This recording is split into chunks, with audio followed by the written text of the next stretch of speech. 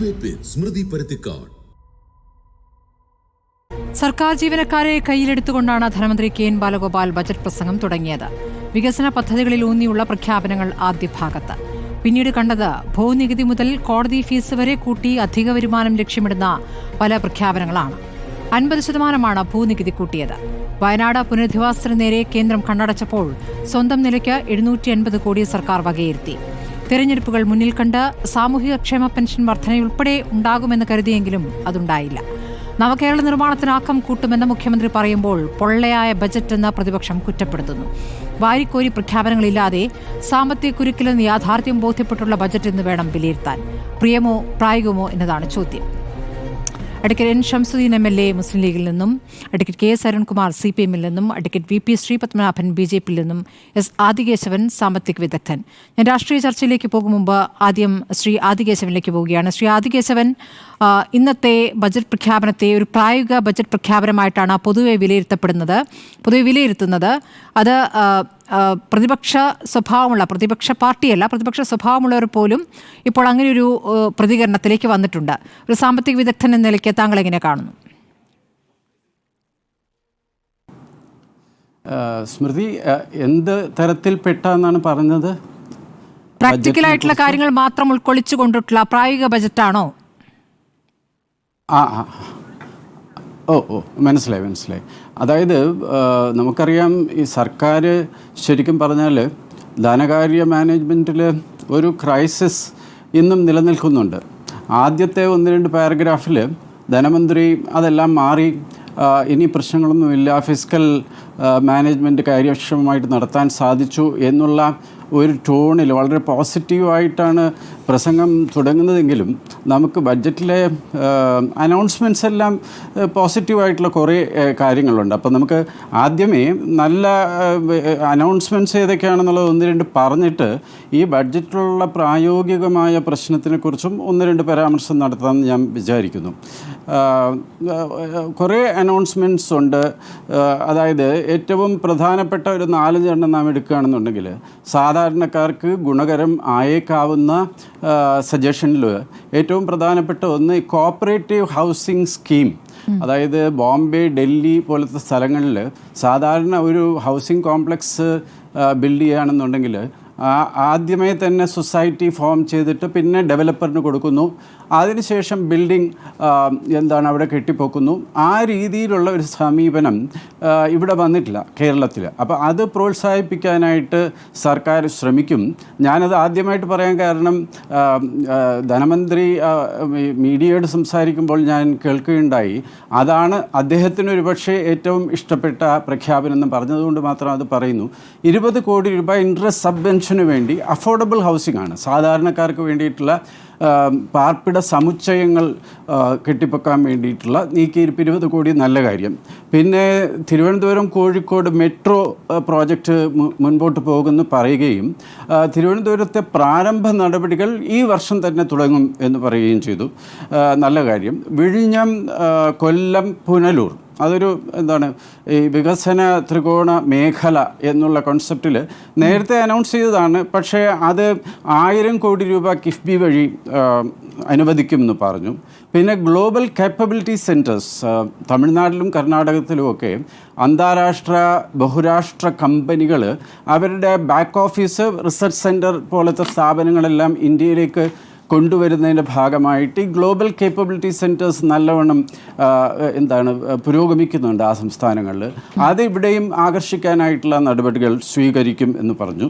പിന്നെ ഏറ്റവും പ്രധാനപ്പെട്ട ഒരു അടിസ്ഥാന സൗകര്യ മേഖലയെ സംബന്ധിച്ച് കോൺട്രവേഴ്സ്യൽ ആണെങ്കിലും എനിക്ക് പോസിറ്റീവ് എന്ന് തോന്നിയത്, കിഫ്ബിയെ റവന്യൂ ജനറേറ്റിംഗ് മോഡൽ എന്നുള്ള രീതിയിലേക്ക് മാറ്റും. അതിൻ്റെ വിശദവിവരങ്ങളൊന്നും പ്രഖ്യാപിച്ചിട്ടില്ല. പക്ഷേ എന്നാലും റവന്യൂ വരുമാനം കിഫ്ബി നടപ്പിലാക്കുന്ന പദ്ധതികളിൽ പരമാവധി സമാഹരിക്കാൻ സർക്കാർ ശ്രമിക്കും എന്നുള്ള അസന്ദിഗ്ധമായ ഒരു സൂചന ഈ ബഡ്ജറ്റിലുണ്ട്. വികസനത്തിനു വേണ്ടി താങ്ങാവുന്ന അത്ര അത് എത്രത്തോളം ആവണം എന്നുള്ളതിനെക്കുറിച്ചൊക്കെ അഭിപ്രായങ്ങൾ കാണാം. പക്ഷേ ക്യാപിറ്റൽ അസറ്റ്സ് വരികയാണെന്നുണ്ടെങ്കിൽ ഇപ്പോൾ NHAI പോലെ നമ്മുടെ സ്റ്റേറ്റിൻ്റെ അധികാരത്തിലുള്ള റോഡുകൾക്കും ടോൾ പിരിവ് സബ്ജക്റ്റ് കണ്ടീഷൻസ് വരുന്നത് തെറ്റല്ല. മാത്രമല്ല അങ്ങനെയല്ലാതെ നമുക്ക് പണം കണ്ടുപിടിക്കാനും സാധിക്കില്ല. ഇതൊക്കെയാണ് പോസിറ്റീവ്സ്. പക്ഷേ ഒരു പ്രധാനപ്പെട്ട പ്രശ്നം സ്മൃതി നമ്മൾ നോക്കുമ്പോൾ കഴിഞ്ഞ ഒരു 5 വർഷത്തെ ബഡ്ജറ്റ് നീക്കിയിരുപ്പും ആക്ച്വലായിട്ട് ചിലവാക്കിയതും തമ്മിൽ കമ്പയർ ചെയ്യുമ്പോഴാണ് നമുക്ക് ഈ പ്രശ്നം സർക്കാരിനെ ഗ്രസിച്ചിരിക്കുന്ന അല്ലെങ്കിൽ കേരളം അഭിമുഖീകരിക്കുന്ന പ്രശ്നം എന്താണ് നമുക്ക് മനസ്സിലാവുള്ളൂ. 21-22 ബഡ്ജറ്റ് വഴി ചിലവാക്കാൻ ഉദ്ദേശിച്ച മൊത്തം തുകയാണ്, ഞാൻ ബഡ്ജറ്റിൻ്റെ തോതാണ് പറയുന്നത്. കാരണം ബഡ്ജറ്റിൽ കൂടുതൽ പൈസ അല്ലെങ്കിൽ ക്യാഷ് ചിലവാക്കാൻ സാധിച്ചാൽ അത് എക്സ്പാൻഷനറി ആവും. അതായത് നമ്മുടെ സാമ്പത്തിക വികസനത്തിന് അത് വഴിതെളിയും എന്നുള്ളതാണ് ഒരു അടിസ്ഥാന തത്വം. ആ രീതിക്ക് നോക്കുമ്പോൾ 21-22 1,64,000 1,64,000 ബഡ്ജറ്റ് ചെലവ് പ്രതീക്ഷിച്ചു. ആക്ച്വൽ ആയപ്പം 1,63,000. ഇനി പക്ഷേ 22-23 23-24 ഈ 21-22 ചിലവാക്കിയ തുകയെക്കാളും ഒരു 5,000 കോടിയെങ്കിലും കുറവേ നമ്മുടെ സംസ്ഥാനത്തിന് ചിലവാക്കാൻ സാധിച്ചിട്ടുള്ളൂ. ഓഡിറ്റഡ് അക്കൗണ്ട്സ് വന്നു കഴിഞ്ഞ സ്ഥിതിക്ക് അത് നമുക്ക് വ്യക്തമായിട്ട് കാണാം. അതായത് 63,000 21-22 സ്പെൻഡ് ചെയ്തപ്പോൾ അത് ഫോളോ ചെയ്തിട്ടുള്ള 2 വർഷവും 1,58,000 59,000 മാത്രമേ ചിലവാക്കാൻ സാധിച്ചിട്ടുള്ളൂ. 24-25 നടപ്പ് സാമ്പത്തിക വർഷം, അടുത്ത വർഷത്തെ ബഡ്ജറ്റാണ് അവതരിപ്പിക്കപ്പെട്ടത്. ഈ വർഷം 25-26 ബഡ്ജറ്റിൻ്റെ മൊത്തം തോത് 198 2 ലക്ഷം കോടിയിൽ അടുപ്പിച്ച്. പക്ഷെ നമ്മുടെ ആശങ്ക 3 വർഷവും പ്രഖ്യാപിച്ച തുക ചിലവാക്കാൻ സാധിച്ചില്ലെന്ന് മാത്രമല്ല, 3-2 വർഷം അതിന് മുമ്പത്തെ വർഷത്തിനേക്കാളും 5,000 കോടി കുറഞ്ഞ് അൾട്ടിമേറ്റായിട്ട് കണക്കെടുപ്പ് വരുമ്പോൾ നമ്മൾ സർക്കാർ ചിലവാക്കിയതായി നമ്മൾ കാണുന്നുള്ളൂ. അപ്പോൾ വിഭവ സമാഹരണത്തിന് വേണ്ടിയുള്ള കാര്യക്ഷമമായ പ്രപ്പോസൽസും നമ്മളിതിൽ കാണുന്നില്ല. കാരണം സോഷ്യൽ വെൽഫെയർ പെൻഷൻ കൂട്ടിയില്ലാതെ പോട്ടെ, പക്ഷേ വിഭവ സമാഹരണത്തിന് നമ്മുടെ മുമ്പിൽ 2 നിർദ്ദേശങ്ങളേ ഉള്ളൂ ഇതിൽ. ഒരെണ്ണം ആ കോർട്ട് ഫീ വർധനവ്, അത് എനിക്ക് തോന്നുന്നു 150 കോടി. പിന്നെ നമ്മുടെ ലാൻഡ് ടാക്സ് കൂട്ടുക എന്നുള്ളത് അത് 100 കോടി. അതോ ഇത് രണ്ടും മാറിപ്പോയതാണ് എൻ്റെ 150-ഉം 100 കോടിയും. അപ്പോൾ 250 കോടിയുടെ ആക്ച്വൽ ആയിട്ടുള്ള അധിക വിഭവ സമാഹരണത്തിൻ്റെ കാര്യങ്ങളെ ബഡ്ജറ്റിലുള്ളൂ. പിന്നെ എങ്ങനെ ഈ ബഡ്ജറ്റിന് 1,90,000 സ്പെൻഡ് ചെയ്യാനുള്ള കെൽപ്പ് എങ്ങനെ ഉണ്ടാവും എന്നുള്ളതാണ് പ്രധാനപ്പെട്ട പ്രശ്നമായിട്ട് നമ്മുടെ മുമ്പിൽ അവശേഷിക്കുന്നത്. എസ്പെഷ്യലി കഴിഞ്ഞ വർഷങ്ങളിൽ പ്രതീക്ഷിച്ച അത്ര വരുമാനം കൈവരിക്കാൻ സാധിച്ചില്ല. അതുകൊണ്ട് ആക്ച്വലായിട്ട് നമ്മുടെ ഇക്കോണമിയെ പ്രചോദിപ്പിക്കാനായിട്ട് വളർച്ചയുടെ പാതയിലേക്ക് നയിക്കാനായിട്ട് സംസ്ഥാന സർക്കാരിന് ചിലവാക്കാൻ സാധിച്ചത് ഉദ്ദേശിച്ചതും വളരെ കുറവാണ്. കൂടാതെ ഈ എക്കണോമിക് സർവേ ഇന്നാണ് വന്നിട്ടുള്ളത്. അതിനെക്കുറിച്ച് ആദ്യം തന്നെ പ്രതിപക്ഷ നേതാവ് പ്രശ്നം ഉന്നയിച്ചു. നമ്മൾ സ്പീക്കറുടെ റൂളിംഗ് കണ്ടു. പക്ഷെ അതിൻ്റെ അകത്തുള്ള കാര്യങ്ങൾ ഫിഗേഴ്സ് നമ്മൾ നോക്കുമ്പോൾ സ്മൃതി, ഈ 22-23 23-24 24-25 കണക്കില്ല, 22-23 2 വർഷവും വളരെ സർപ്രൈസിംഗ് ആയിട്ട് വളരെ ആശങ്കമായ അല്ലെങ്കിൽ ആശങ്ക ഉളവാക്കുന്ന ഫിഗർ, നമ്മുടെ വളർച്ചാ നിരക്ക് സംസ്ഥാനത്തിൻ്റെ സ്റ്റേറ്റ് ഡൊമസ്റ്റിക് പ്രോഡക്റ്റ് അല്ലെങ്കിൽ ആഭ്യന്തര ഉൽപ്പാദനത്തിൻ്റെ വളർച്ചാ നിരക്ക് ദേശീയ വളർച്ചാ നിരക്കിനേക്കാളും കുറഞ്ഞു നിൽക്കുന്നു. ആദ്യത്തെ 22-23 7.2 ആയിരുന്നു ഇന്ത്യയുടെ വളർച്ചാ നിരക്ക്. നമ്മുടെ സംസ്ഥാനത്തിൻ്റെ വളർച്ചാ നിരക്ക് 4 എന്നാണ് ഇക്കണോമിക് സർവേ പറയുന്നത്. ഇത് 7.2 ആയിരുന്നു ഇന്ത്യയുടെ വളർച്ചാ നിരക്ക്. നമ്മുടെ സംസ്ഥാനത്തിൻ്റെ വളർച്ചാ നിരക്ക് എക്കണോമിക് സർവേ പ്രകാരം 4.2ഉം 23-24 ദേശീയ വളർച്ചാ നിരക്ക് ഈ അടുത്ത കാലത്തും അത് പരാമർശിക്കപ്പെട്ടിരുന്നു 8.2. നമ്മുടെ സ്റ്റേറ്റ് ഡൊമസ്റ്റിക് പ്രോഡക്റ്റിൻ്റെ വളർച്ചാ നിരക്ക് 6.5. അപ്പോൾ ഉദ്ദേശിച്ച തുക ചിലവാക്കാൻ സാധിക്കുന്നില്ല. നമ്മുടെ സമ്പദ്ഘടനയുടെ ആഭ്യന്തര ഉൽപ്പാദനം സംസ്ഥാനത്തിൻ്റെ ദേശീയ വരുമാനത്തിനേക്കാളും കുറഞ്ഞു നിൽക്കുന്നു. ഒരേ ഒരു പോയിൻ്റ് കൂടി പറഞ്ഞ് ഞാൻ അവസാനിപ്പിക്കാം. ഈ വർഷത്തെ GST കളക്ഷൻ്റെ ഫിഗർ നാം നോക്കുമ്പോൾ ജാനുവരി 2025 വരെ എല്ലാ സംസ്ഥാനങ്ങളുടെയും GST വരവ് കണക്കാക്കുമ്പോൾ year on year January 24-25 compare ചെയ്യുമ്പോൾ കേരളത്തിൻ്റെ വരവ് 6% മാത്രമേ ഉയർന്നിട്ടുള്ളൂ. ദേശീയ ആവറേജ് 12%-ഉം തമിഴ്നാടിൻ്റെ തൊട്ടടുത്ത സംസ്ഥാനമായ തമിഴ്നാടിൻ്റെ 18%, കർണാടക 11%, തെലുങ്കാനയും നമ്മളെക്കാളും ഉയരത്തിൽ, ആന്ധ്രാപ്രദേശ് മാത്രമാണ് ഏകദേശം 5-6% നിൽക്കുന്നത്. ഞാൻ പറഞ്ഞു വരുന്നത് വളർച്ച ദേശീയ തലത്തിൽ പോലും കമ്പയറബിളായിട്ട് നമുക്ക് വളരാൻ സാധിക്കുന്നില്ല. ഫിസിക്കൽ കൺസ്ട്രെയിൻസ് ഉണ്ട്. നമുക്ക് കടമെടുപ്പിനെ കുറിച്ചുള്ള കോൺട്രവേഴ്സി നമ്മുടെ മുമ്പിലുണ്ട്. അതുകൊണ്ട് ചിലവാക്കാൻ ഉദ്ദേശിക്കുന്ന തുക പോലും നമ്മുടെ സർക്കാരിന് 2-3 വർഷമായിട്ട് ചിലവാക്കാൻ സാധിക്കാത്തത് കൊണ്ട് ഈ ഇത്രയും വിഭവം ഇങ്ങനെ സമാഹരിക്കാൻ സാധിക്കും. അത് സാധിച്ചിട്ടില്ല എന്നുണ്ടെങ്കിൽ ബഡ്ജറ്റിൽ ഉദ്ദേശിച്ച ചിലവും അതേപോലെ വിവിധ പദ്ധതികളുള്ള നീക്കിയിരിപ്പും എങ്ങനെ നാം നേടും എന്നുള്ളതിനെക്കുറിച്ചുള്ള ഡൗട്ട്സാണ് വളരെ പ്രധാനമായിട്ടും നമ്മുടെ മുമ്പിൽ ഈ ബഡ്ജറ്റിനെ അവലോകനം ചെയ്യുമ്പോൾ നമ്മുടെ മുമ്പിൽ ഉയർന്നു വരുന്നത്. ശരി, അഡ്വക്കേറ്റ് അരുൺകുമാർ, ഇപ്പോൾ ഇത്തവണ ബജറ്റിനൊപ്പമാണ് സാമ്പത്തിക അവലോകന റിപ്പോർട്ട് നൽകിയത്. ചെയറിന്റെ റൂളിംഗ് തെറ്റിച്ചു എന്നാണ് പ്രതിപക്ഷ നേതാവ് പറഞ്ഞത്. അങ്ങനെ വരുമ്പോൾ നേരത്തെ തലേദിവസം തന്നെ കിട്ടുകയാണെങ്കിൽ അതിനൊരു പഠനം നടക്കാൻ പറ്റും. കഴിഞ്ഞ ബജറ്റിലെ പ്രതീക്ഷയും യാഥാർത്ഥ്യം തമ്മിലുള്ള അന്തരമൊക്കെ കൃത്യമായി നോക്കാനുള്ള ഒരു സാവകാശം കിട്ടും. പക്ഷേ അതിന് അവസരം നിഷേധിക്കുകയായിരുന്നു എന്നും. ഇപ്പോൾ പൊള്ളയായ ബജറ്റ് എന്ന് പ്രതിപക്ഷ നേതാവ് പറയുമ്പോൾ അതിന് പറയുന്ന ഒരു കാരണം ഈ കഴിഞ്ഞ വർഷത്തെ ബജറ്റിൽ പറഞ്ഞിരുന്ന പ്ലാൻ തുകയിൽ കുറവ് വരുത്തിയതിന് ശേഷം ഇത്തവണ കൂട്ടിയെന്ന് പറയുന്നു. ഇതാണ് പ്രധാനപ്പെട്ട വിമർശനമായി വരുന്നത്. നമ്മുടെ ധനസ്ഥിതി മെച്ചപ്പെട്ടു വരികയാണെന്ന് പറയുകയും ചെയ്യുന്നുണ്ട്. അത് കൃത്യമായി വിശദീകരിക്കുന്നുമില്ല. അപ്പോൾ അതിൽ തെറ്റിദ്ധരിപ്പിക്കുന്ന രീതിയിൽ ധനമന്ത്രി അവതരിപ്പിക്കുകയാണോ ചെയ്തിട്ടുള്ളത്? കഴിഞ്ഞ വർഷത്തെ കണക്കുകൾ ചൂണ്ടിക്കാണിച്ചിട്ടാണ് പ്രതിപക്ഷ നേതാവ് പറയുന്നത്. ഇവിടെ സാമ്പത്തിക സർവേ റിപ്പോർട്ട് മേശപ്പുറത്ത് വയ്ക്കുന്നതുമായി ബന്ധപ്പെട്ടുകൊണ്ട് പറഞ്ഞ സംശയം അപ്പോൾ തന്നെ ക്ലാരിഫിക്കേഷൻ ധനകാര്യമന്ത്രിയുടെ ഭാഗത്തു നിന്നുണ്ടായി. കാരണം അവസാനമായിട്ട് നിയമസഭ കൂടിയത് ജനുവരി മാസം 17-ാം തീയതിയാണ്. അതിനുശേഷം തുടർച്ചയായിട്ട് അവധിയായിരുന്നു. ഇപ്പോൾ ഫെബ്രുവരി മാസം 7-ാം തീയതി പിന്നെ ബജറ്റിനാണ് കൂടുന്നത്. ഇതിനിടയിൽ ഏതെങ്കിലും ഒരു ദിവസം നിയമസഭ ഉണ്ടായിരുന്നെങ്കിൽ, കഴിഞ്ഞ ആഴ്ച ഉണ്ടായെങ്കിൽ അത് പ്ലേസ് ചെയ്യുന്നതിന് ബുദ്ധിമുട്ടില്ല എന്ന് കൃത്യമായിട്ട് തന്നെ സൂചിപ്പിച്ച, ഏതെങ്കിലും തരത്തിൽ മറച്ചു വെക്കാനൊന്നും അല്ലല്ലോ, അത് നിയമസഭയുടെ മുന്നിൽ തന്നെ പ്ലേസ് ചെയ്യുകയാണ്. അപ്പോൾ തന്നെ എല്ലാവർക്കും അതിൻ്റെ കോപ്പി കിട്ടുന്ന സാഹചര്യമുണ്ടായി.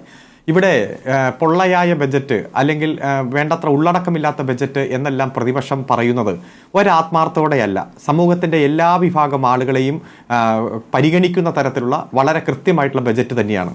ഇപ്പോൾ സർക്കാർ ഉദ്യോഗസ്ഥരുടെ കാര്യത്തിൽ തന്നെ കുറച്ച് നാളായിട്ട് വലിയ ആക്ഷേപം ഉയർന്നുകൊണ്ടിരുന്ന കാര്യമാണ്. അവർക്ക് DA കുടിശ്ശിക ഉള്ളത് ഇപ്പോൾ തന്നെ എത്രയും പെട്ടെന്ന് വിതരണം ചെയ്യാൻ പാകത്തിന് തീരുമാനമെടുക്കുന്നു. അതോടൊപ്പം തന്നെ കോവിഡ് കാലത്ത് വർദ്ധിപ്പിച്ച ശമ്പളത്തിൻ്റെ നിരക്കിലുണ്ടായിട്ടുള്ള വർധനവിൻ്റെ ഭാഗമായിട്ടുള്ള അരിയേഴ്സ് അത് 2 ഗഡു പിൻവലിപ്പിക്കാൻ വേണ്ടിയിട്ടുള്ള സാഹചര്യം എടുക്കുന്നു. അതുപോലെ സർവീസ് പെൻഷൻ പരിഷ്കരണം, അതുമായി ബന്ധപ്പെട്ടുള്ള തുക കൊടുക്കുന്നു. ഏപ്രിൽ മാസത്തെ ശമ്പളത്തോടൊപ്പം വീണ്ടും ഒരു DA കൂടി വർദ്ധിപ്പിക്കുകയാണ്. അപ്പോൾ ഇതൊന്നും കയ്യിൽ പണമില്ലാഞ്ഞിട്ടോ അല്ലെങ്കിൽ ഏതെങ്കിലും തരത്തിൽ സാമ്പത്തികമായിട്ടുള്ള കണക്കുകൂട്ടലില്ലാതെയല്ലല്ലോ പ്രഖ്യാപിക്കുന്നത്. ഇപ്പോൾ ഈ മാർച്ചിലും വരുന്ന ഏപ്രിലെ ശമ്പളം എന്ന് പറഞ്ഞാൽ ഏപ്രിൽ 1 മുതൽ 5 വരെ ആ ഡേറ്റിനുള്ളിൽ തന്നെ ഡിസ്പേഴ്സ് ചെയ്യാൻ പാകത്തിന് തന്നെയാണ് കൃത്യമായിട്ടുള്ള അലോക്കേഷൻ നിശ്ചയിക്കുന്നത്. അതുപോലെ ഓരോ വകുപ്പെടുത്ത് പരിശോധിച്ചാലും നമുക്കറിയാം നല്ല ധാരണയോടെ നല്ല പഠനത്തോടെ എല്ലാ വിഭാഗം ആളുകളെയും അഡ്രസ്സ് ചെയ്ത്, പ്രത്യേകിച്ച് കേന്ദ്ര ഗവൺമെന്റ് ഈ കേരളത്തോട് കാണിക്കുന്ന അവഗണന, ആ അവഗണന ഏതൊക്കെ മേഖലയാണെന്നൊക്കെ നമ്മൾ പല ഘട്ടത്തിൽ ചർച്ച ചെയ്താണ്. ഇപ്പോൾ ചൂരൽമല മുണ്ടക്കൈ ദുരന്തം, വിഴിഞ്ഞം, അതുപോലെ വന്യജീവി ആക്രമണം, അത്തരം മേഖലകളിലെല്ലാം നന്നായി തന്നെ അഡ്രസ്സ് ചെയ്ത് മുന്നോട്ട് പോകുന്നു. പിന്നെ ഈ വരുമാനം ആർജിക്കുന്ന കാര്യത്തിലാണ് ഇപ്പോൾ 2 സംശയം പറയുന്നത്. ഇപ്പോൾ കോടതി ഫീസുകൾ വർദ്ധിപ്പിക്കാൻ തീരുമാനിച്ചു. സുപ്രീം കോടതിയുടെ വിധിയുടെ അടിസ്ഥാനത്തിൽ ടൈമിലി റിവിഷൻ വേണമെന്നുള്ള നിർദ്ദേശത്തിന്റെ അടിസ്ഥാനത്തിൽ, അതുപോലെ 189ാമത് ലോ കമ്മീഷൻ റിപ്പോർട്ടിന്റെ അടിസ്ഥാനത്തിൽ, അതിൽ തന്നെ രൂപയുടെ മൂല്യത്തകർച്ചയ്ക്ക് കോമ്പൻസേറ്റ് ചെയ്യുന്ന തരത്തിൽ വർദ്ധിപ്പിക്കണമെന്നുള്ള നിർദ്ദേശമാണ് ലോ കമ്മീഷൻ റിപ്പോർട്ടിലുള്ളത്.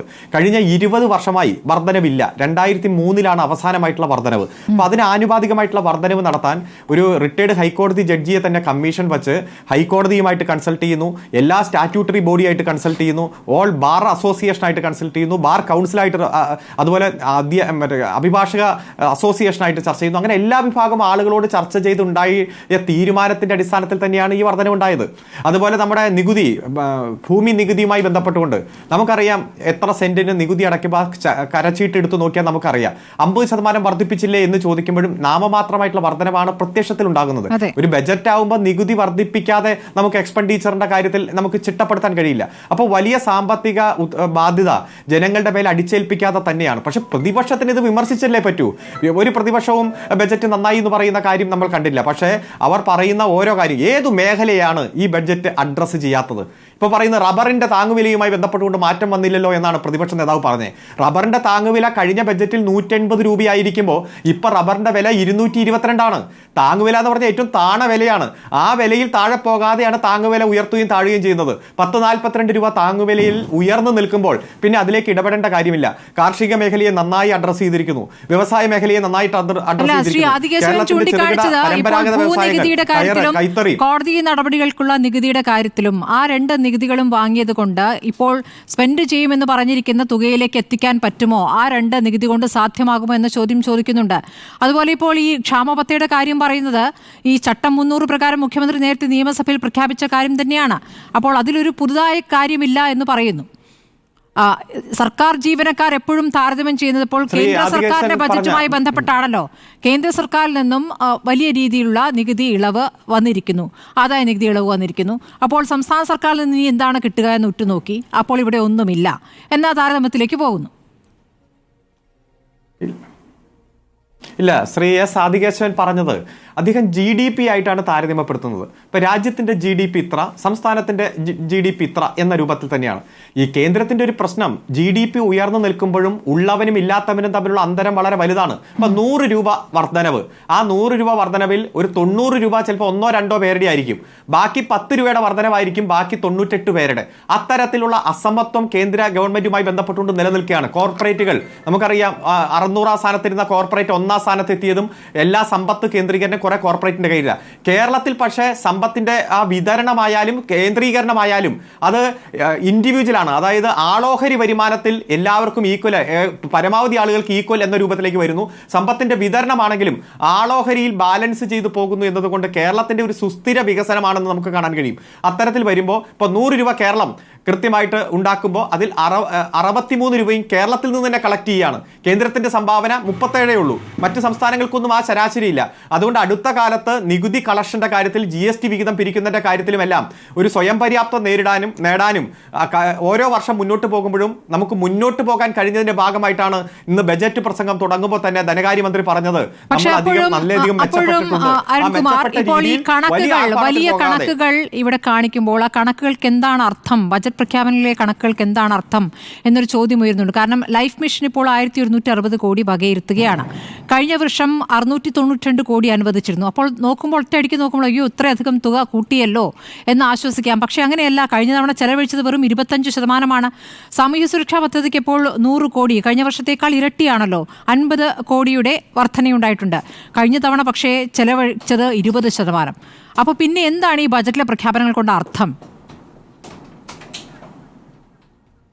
അല്ല, ഇപ്പോ 2022-23 ബജറ്റിൽ പ്രഖ്യാപിച്ച തുകയും ചെലവഴിച്ച തുകയും തമ്മിൽ താരതമ്യപ്പെടുത്തി സാമ്പത്തിക വിദഗ്ധൻ തന്നെ ചൂണ്ടിക്കാണിച്ചത് 5 കോടി രൂപയുടെ വ്യത്യാസമുണ്ട് എന്നൊക്കെ. അത് ഏതു ബജറ്റിലും വരുന്ന കണക്ക് നമ്മുടെ കാൽക്കുലേഷനുമായി ബന്ധപ്പെട്ട് വരുമ്പോൾ നമ്മൾ പല സോഴ്സിൽ നിന്ന്, എല്ലാ ബജറ്റും കമ്മി എന്ന രൂപത്തിലാണല്ലോ, പല സോഴ്സിൽ നിന്ന് ആർജിച്ചെടുക്കാൻ കഴിയുന്ന പണം ആർജിച്ചെടുക്കാൻ കഴിയാതെ വരുമ്പോൾ ഒരു പ്രശ്നമുണ്ട്. ഇപ്പൊ എന്തായാലും 4 ലക്ഷം പേർക്ക് നമ്മൾ ലൈഫ് വീട് കൊടുത്തില്ലേ? ഈ വീട് പൂർത്തീകരിച്ച് അവർ അടച്ചുറപ്പുള്ള വീട്ടിൽ താമസിക്കുകയല്ലേ? 1 ലക്ഷത്തോളം വീടിന്റെ നിർമ്മാണം ഇപ്പൊ നടക്കുകയല്ലേ? വീണ്ടും അടുത്ത വർഷത്തേക്കാണ് 1 ലക്ഷം വീടിന്റെ നിർമ്മാണം പ്രഖ്യാപിച്ചിരിക്കുന്നത്. ആ ഘട്ടത്തിൽ എല്ലാവർക്കും വീട്, അതുപോലെ തന്നെ എല്ലാവർക്കും പട്ടയം, വിദ്യാഭ്യാസത്തിന്റെ കാര്യത്തിൽ, ആരോഗ്യത്തിന്റെ കാര്യത്തിലെല്ലാം വളരെ ദീർഘവീക്ഷണത്തോടെയുള്ള കാഴ്ചപ്പാട് അവതരിപ്പിച്ചുകൊണ്ട് നമ്മൾ ഈ ബജറ്റ് ജനങ്ങൾക്ക് മുന്നിൽ സമർപ്പിക്കുകയാണ്.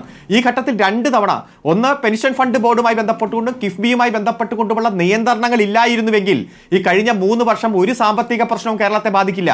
പെൻഷനിൽ കുടിശ്ശിക വരില്ല, അതുപോലെ കിഫ്ബിയുടെ പ്രവർത്തനം തടസ്സപ്പെടില്ല, വികസന പ്രവർത്തനത്തെ തടസ്സപ്പെടുത്തില്ല. ആ പ്രതിസന്ധി ഘട്ടത്തിലും നമ്മൾ ജനങ്ങളെ കൂട്ടിയോജിപ്പിച്ച് അവരോട് ഈ കാര്യങ്ങൾ കൺവേ ചെയ്ത് ഇല്ലായ്മകൾ അവരെ പറഞ്ഞ് മനസ്സിലാക്കി ജനങ്ങളടക്കം അതിനോട് ത്യാഗം സഹിക്കാൻ തയ്യാറായി നമ്മൾ തിരിച്ചു വന്നുകൊണ്ടിരിക്കുന്നു. ആ ഒരു പുതിയ സാഹചര്യത്തെയാണ് നമ്മളിപ്പോൾ കാണേണ്ടത്. കേന്ദ്രം അവഗണിച്ച മേഖലകളിലെല്ലാം നമ്മൾ സ്വയം മാറ്റിവെക്കുകയാണ്. 750 കോടി രൂപ വയനാടിന് വേണ്ടി മാറ്റിവെക്കുകയാണ്. പോകുന്നു. ശ്രീ ഷംസുദ്ദീൻ, ഇന്നിപ്പോൾ മുസ്ലിം ലീഗിന്റെ പ്രതികരണം വന്നിരിക്കുന്നത്, പ്രതിപക്ഷ നേതാവ് ഇത് പൊള്ളയായ ബജറ്റ് എന്ന് പറഞ്ഞു. മുസ്ലിം ലീഗിൽ നിന്നും MK മുനീറിന്റെ പ്രതികരണം വന്നത് സാധാരണഗതിയിൽ ബജറ്റിലെ കള്ളങ്ങൾ അവസാന പേജുകളിലേക്ക് മാറ്റും, ആദ്യ പേജ് മുതൽ തന്നെ കളവാണല്ലോ എന്നാണ്. അങ്ങനെ കളവാണ് എങ്കിൽ ഇപ്പോൾ തദ്ദേശ തെരഞ്ഞെടുപ്പ് വരുമ്പോൾ കളവ് പറഞ്ഞിട്ടാണെങ്കിൽ കുറച്ച് കൂടുതൽ നന്നായി കൊടുക്കുന്നു എന്ന കളവ് പറയാമല്ലോ. അപ്പോൾ എന്ത് കളവാണ് ഉദ്ദേശിക്കുന്നത്?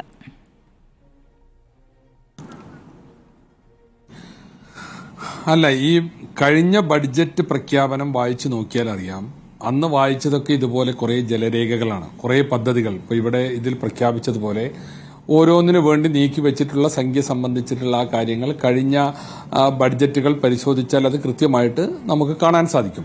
പിന്നെ ഇപ്പൊ ഇവിടെ അനിൽകുമാർ ചോദിച്ചത് പ്രതിപക്ഷത്തിന് വിമർശിച്ചല്ലേ പറ്റൂ.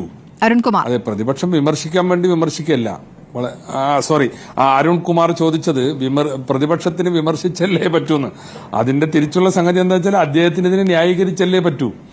കേരളത്തിലെ ഇന്നത്തെ സാമ്പത്തിക സ്ഥിതി വളരെ മെച്ചപ്പെട്ടതാണെന്നും കഴിഞ്ഞ 8 കൊല്ലം 9 കൊല്ലക്കാലം കൊണ്ട് ഇടതുപക്ഷം ഉണ്ടാക്കിയ ഈ സാമ്പത്തിക മിസ്മാനേജ്മെന്റിന്റെയും ധൂർത്തിന്റെയും പരിണിത ഫലമാണ് ഇന്ന് നമ്മൾ അനുഭവിച്ചുകൊണ്ടിരിക്കുന്നതെന്നും ആർക്കാണ് അറിഞ്ഞുകൂടാത്തത്? ഇവിടെ ഈ ബഡ്ജറ്റ് വന്നു. ഈ ബഡ്ജറ്റിന് എന്തൊരു പുതുമയാണുള്ളത്, എന്ത് പുതിയ പ്രഖ്യാപനങ്ങളാണുള്ളത്? എല്ലാ ബഡ്ജറ്റിലും ആ ബഡ്ജറ്റിനൊരു ഡോക്യുമെന്റ് ഉണ്ട്. ആ ഡോക്യുമെന്റിൽ ഓരോ വകുപ്പുകളും അതിന് ചെലവഴിക്കുന്ന സംഖ്യയും എല്ലാ തവണയും ഉണ്ടാവും. അത് ഇത്തവണയുണ്ട്. നിങ്ങൾ ചില മേഖലകളിൽ അതിന് ചില സംഖ്യ വർദ്ധിപ്പിച്ചു കൂട്ടി ചേർത്തിട്ടുണ്ട് എന്നല്ലാതെ ഒരു ബഡ്ജറ്റ് വന്നാൽ ഒരു പുതിയ പദ്ധതിയെക്കുറിച്ച് എങ്ങനെയാണ് ഇതിൽ പറയാൻ സാധിക്കുക? അടിസ്ഥാന പ്രശ്നങ്ങൾ പരിഹരിക്കപ്പെട്ടിട്ടുണ്ടോ? ഇപ്പോൾ സ്കൂളിൽ ഉച്ചക്കഞ്ഞ് കൊടുക്കുന്നില്ല, ഈ ബഡ്ജറ്റ് അതിന് അഡ്രസ് ചെയ്തിട്ടുണ്ടോ? എല്ലാ മേഖലയും അഡ്രസ് ചെയ്തെന്ന് പറഞ്ഞല്ലോ. കാരുണ്യ ആരോഗ്യ സുരക്ഷാ പദ്ധതി, ആളുകൾക്ക് ആശുപത്രിയിൽ ചികിത്സാ സഹായം കിട്ടുന്നില്ല. എല്ലാ സ്വകാര്യ ആശുപത്രിയും അത് നിഷേധിച്ചു. ഞങ്ങൾ 700 കോടി വെച്ചിട്ടുണ്ടെന്നാണ് ഇപ്പോഴത്തെ വാദം. കൊടുക്കാനുള്ളത് ആയിരക്കണക്കിന് കോടിയാണ്. കൊടുക്കാനുള്ള സംഖ്യ പോലും കൊടുത്തു തീർക്കാൻ ഈ പറഞ്ഞ പൈസ കൊണ്ട് ആവില്ല. അപ്പൊ യാഥാർത്ഥ്യ ബോധം ഉണ്ടാവണം.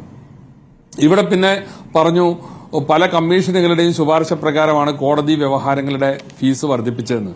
കമ്മീഷന്റെ ശുപാർശ അല്ലല്ലോ നോക്കേണ്ടത്. ഇതിന് പണം കൊടുക്കേണ്ടത് സാധാരണക്കാരനാണ്, ജനമാണ് പൈസ കൊടുക്കേണ്ടത്. ഇതിനു വേണ്ടി ഇപ്പൊ 150 കോടി രൂപ അധികമായിട്ട് സമാഹരിക്കാൻ മോഹൻകുമാർ കമ്മീഷന്റെ നിർദ്ദേശമുണ്ട് എന്നും പറഞ്ഞ് അത് വർദ്ധിപ്പിച്ചിരിക്കുകയാണ്. കഴിഞ്ഞ തവണയും നിങ്ങൾ എവിടെയാ ടാക്സ് കൂട്ടിയത്? കുടുംബ കോടതികളിൽ. ആരാ കുടുംബ കോടതിയിൽ പോകുന്നത്? അരുൺകുമാർ വക്കീലാണല്ലോ. ഒരു കുടുംബ രംഗത്ത് വലിയ പ്രതിസന്ധി ഉണ്ടായ സഹോദരിമാരാണ് നീതി തേടി കുടുംബ കോടതി പോകുന്നത്. അതിന്റെ ഫീസ് വർദ്ധിപ്പിച്ചു. പിന്നെ ഭൂമിയുടെ ഒരു ഗവൺമെന്റ് ഈ രൂപത്തിൽ ഇന്നത്തെ കോടതി വ്യവഹാരങ്ങൾക്കുള്ള നികുതി, അതിനെയും പ്രതിപക്ഷം വിമർശിക്കാൻ പാടുണ്ടോ? ഞാൻ ചോദിക്കുന്നത്, എവിടെ നിന്നെങ്കിലും നികുതി വേണ്ടേ? അത് പിരിക്കണ്ടേ? ഭൂനികുതിയൊക്കെ 20 വർഷങ്ങൾക്ക് ശേഷമാണ് അവിടെ ഒരു നികുതി വരുന്നത്. ഭൂനികുതിയൊക്കെ എത്ര കാലം കഴിഞ്ഞിട്ടാണ്? അല്ല, ഭൂനികുതി സാധാരണക്കാരനെ ബാധിക്കുന്നതാണ്. എന്നാൽ ഈ കോർപ്പറേറ്റുകൾ നടത്തുന്ന ഒരുപാട് സംഗതി ഉണ്ടെന്ന്. നമ്മുടെ നാട്ടിലെ ബാറും അതുമായി ബന്ധപ്പെട്ട ഡിസ്റ്റിലറികളൊക്കെ അല്ലേ തുടങ്ങാൻ പോകുന്നത്. നിങ്ങൾ അവിടെയൊക്കെ പോയിട്ട് നികുതി എടുക്ക്. അതേമാതിരി വലിയ ടൂറിസം പദ്ധതിയുമായിട്ടും അതുപോലുള്ള സംഗതികളുമായിട്ടും ബാറുകൾക്ക് പുതിയ നികുതിയൊന്നും ചുമത്തിയിട്ടില്ലല്ലോ. പുതിയ നികുതിയൊന്നും ബാറുകളുടെ കാര്യത്തിൽ ചുമത്തിയിട്ടില്ല, മദ്യത്തിന്റെ കാര്യത്തിൽ ചുമത്തിയിട്ടില്ല. അവിടെയൊക്കെ അവരോടൊരു ഉദാര സമീപനം സ്വീകരിച്ചിട്ട് ഈ സാധാരണക്കാരനെ ഈ ഭൂനികുതി കൂട്ടി, രജിസ്ട്രേഷൻ കൂട്ടി, വാഹനത്തിന് ബസ് ചാർജ് കൂടും.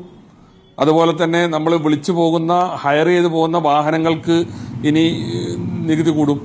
അപ്പൊ അങ്ങനെ അടിസ്ഥാന പ്രശ്നങ്ങൾ ഞാനീ പറഞ്ഞില്ലേ, ആരോഗ്യരംഗത്ത്, കുട്ടികളുടെ ഉച്ചക്കഞ്ഞിയുടെ കാര്യത്തിൽ ഒന്നും ചെയ്തിട്ടില്ലാതെ മാത്രമല്ല ഇതിൽ പ്രഖ്യാപിക്കാത്ത ചില നികുതികൾ വരാൻ പോകണം. ഇപ്പൊ കിഫ്ബി ഇൻകം ജനറേഷനാക്കി മാറ്റും എന്ന് പറഞ്ഞാൽ എന്താ അർത്ഥം? കിഫ്ബിയിൽ നിക്ഷേപിച്ച പണം വരുമാനദായകമാക്കി മാറ്റും. അതാണ് കഴിഞ്ഞ 2 ദിവസം മുമ്പ് മന്ത്രിസഭ അംഗീകരിച്ചു. കിഫ്ബി വർക്കുകൾക്ക് യൂസർ ഫീ ഈടാക്കുന്നത്. എവിടെയാണ് അരുൺകുമാർ ഈ യൂസർ ഫീ ഈടാക്കുന്നത്? നമ്മുടെയൊക്കെ നാട്ടിലുള്ള സാധാരണ റോഡുകളിൽ. ഇപ്പൊ 50 കോടിയുടെ മേലെയുള്ള പ്രവൃത്തി എന്ന് പറയുന്നത് ഇപ്പൊ സാധാരണ ഒരു 10-20 കിലോമീറ്റർ റോഡ് നവീകരിച്ചാൽ 50 കോടിയുടെ മുകളിൽ വരും. അപ്പോ ഒരു പ്രദേശത്ത് ഒരു പട്ടണവുമായി ബന്ധപ്പെട്ട് ഇങ്ങനത്തെ 2-3 റോഡുകൾ കാണും. കാരണം 9 കൊല്ലമായിട്ട് നിങ്ങൾ ഇവിടെ പറയുന്നത് എല്ലാ പ്രധാന പ്രവൃത്തികളും കിഫ്ബിയിലാണ്. ജനം ടോള് കൊടുത്ത് മടുക്കും. ഒരുപാട് റോഡുകൾ ചില പ്രദേശങ്ങളിൽ ഈ കിഫ്ബിയിൽ ചെയ്തിട്ടുണ്ടാകും. അതിന് ടോൾ ഏർപ്പെടുത്താനുള്ളൊരു സൂചന ഇതിലുണ്ട് ബഡ്ജറ്റിൽ ഇതിന്റെ വിശദാംശം പറയേണ്ട കാര്യമില്ല. ഇൻകം ജനറേഷനായി കിഫ്ബിയെ മാറ്റും. ഈ കിഫ്ബിക്കുള്ള പണം തിരിച്ചടക്കുന്ന ആരാ? ജനം കൊടുക്കുന്ന നികുതിയാണ്. അതുപോലെ തന്നെ മോട്ടോർ വാഹന നികുതിയുടെ ഒരംശവും മറ്റ് ചില സെസ്സുകളുടെ ഒരംശവും അതുപോലെ തന്നെ നമ്മുടെ കോമൺ പൂളിൽ നിന്നെടുക്കുന്ന പണവുമാണ് 9.5% പലിശ ഇതിന് കൊടുത്തു തീർക്കുന്നത്. അതിന്റെ പുറമെയാണ് ഇത് ഉപയോഗിക്കുന്നവന് യൂസർ ഫീ കൊണ്ടുവരുമെന്ന് പറയുന്നത്. യൂസർ ഫീ എന്നുള്ള പ്രയോഗം തന്നെ എവിടെയാണ്? ഒരു അഡീഷണൽ ഫെസിലിറ്റി ആരെങ്കിലും ഉപയോഗപ്പെടുത്തുന്നതിന് വാങ്ങുന്നതാണ് യൂസർ ഫീ. ഇപ്പൊ എയർപോർട്ടിൽ ചില പ്രത്യേക സൗകര്യങ്ങളുള്ള ലോഞ്ചുകൾ ഉണ്ടാവും. അത് യൂസ് ചെയ്താൽ യൂസർ ഫീ കൊടുക്കണം. റെയിൽവേ സ്റ്റേഷനിലും അങ്ങനെയുള്ള സൗകര്യങ്ങൾ ഉണ്ടാകും. അല്ലെങ്കിൽ ഒരു സംസ്ഥാനത്ത് ഒരു 6 വരി പാത, അതല്ലാത്ത റോഡ് വേറെ ഉണ്ടാവും. അപ്പോൾ പൈസ ഇല്ലാത്തവന് എല്ലാത്ത റോഡിൽ പോവാം. മറ്റ് ഇത് ഉപയോഗിക്കണമെങ്കിൽ ഇത്ര രൂപ ഇത് കൊടുക്കണം എന്ന് പറയാം. ഒരു ഓപ്ഷൻ ഉണ്ട്. നേരെ മറിച്ച് ഇത് ഗ്രാമീണ മേഖലയിലൂടെ പോകുന്ന എല്ലാവർക്കും പോകാനുള്ള റോഡും പാലവുമാണ് ഈ നിങ്ങൾ കിഫ്ബി ഉപയോഗിച്ച് ഉണ്ടാക്കിയത്. അതിന് നിങ്ങൾ പറഞ്ഞ കാരണം എന്താ? വികസന പ്രവർത്തനങ്ങൾ മാറ്റിവെക്കാൻ സാധിക്കില്ല. പലിശ കൊടുത്തിട്ടാണെങ്കിലും വേണ്ടില്ല, കടമെടുത്ത് വികസന പ്രവർത്തനം നടത്തുന്ന തോമസ് ഐസക് പറഞ്ഞത്. ആ വികസന പ്രവർത്തനം നടത്തിയ ജനം തന്നെയാണ് അത് വീടുന്നത്. അതിന്റെ പലിശ കൊടുക്കുന്നത്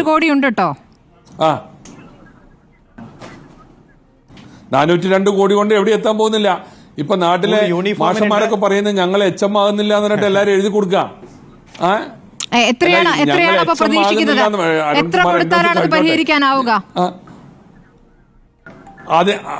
അതിന് കൊടുക്കാനുള്ള കുടിശ്ശിക 700 കോടിയിൽ പരം കുടിശ്ശിക ഉണ്ടെന്നാണ് ഞാൻ മനസ്സിലാക്കുന്നത്. പിന്നെ ഈ വർഷത്തേക്കുള്ള പുതിയത് വെക്കുകയും വേണ്ടേ? കുടിശ്ശിക കൊടുത്താലല്ലേ പുതിയ സാധനങ്ങൾ സപ്ലൈ ചെയ്യുള്ളൂ. ഈ സാധനങ്ങൾ സപ്ലൈ ചെയ്യാത്തതാണ് പലരുടെയും പ്രശ്നം. അതുപോലെ തന്നെ അതിന് ഇറക്കിയ സർക്കുലർ എന്താ? സ്കൂൾ തല കമ്മിറ്റി കൂടിയിട്ട് പിരിവെടുക്കണം എന്നാ പറഞ്ഞത്.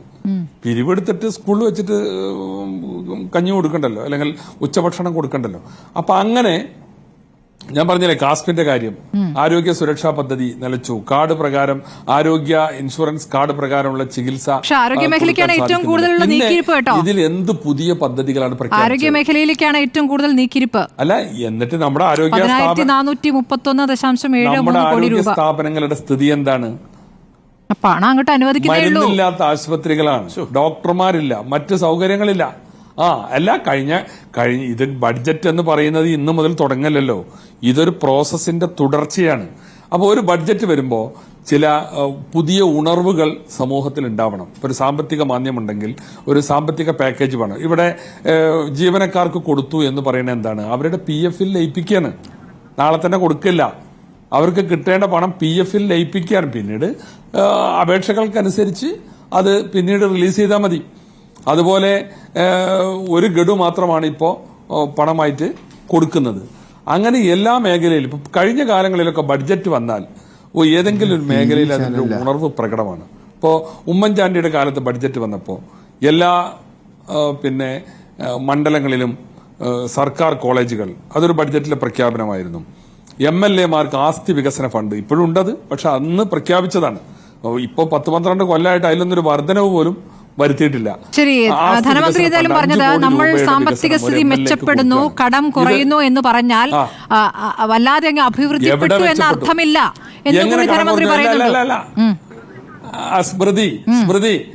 സ്മൃതി ഈ നമ്മൾ ഈ 2016 പിണറായി സർക്കാർ അധികാരത്തിൽ വരുമ്പോൾ നമ്മുടെ കടം 1.5 ലക്ഷം കോടിയാണ്. ഇപ്പൊ 4.75 കോടിയാണ്. 4.75 ലക്ഷം കോടി. അതായത് നമ്മൾ 5 ലക്ഷം കോടി കടത്തിലേക്ക് കേരളം നീങ്ങിക്കൊണ്ടിരിക്കുകയാണ് എന്നാണ് ആ പറഞ്ഞതിന്റെ അർത്ഥം. പിന്നെ എവിടെയാണ് സാമ്പത്തിക സ്ഥിതി മെച്ചപ്പെടുന്നത്? പിന്നെ ഇവര് കേന്ദ്രത്തെ ന്യായീകരിക്കേണ്ട പ്രശ്നം ഞങ്ങൾക്ക് ആർക്കും ഇല്ല.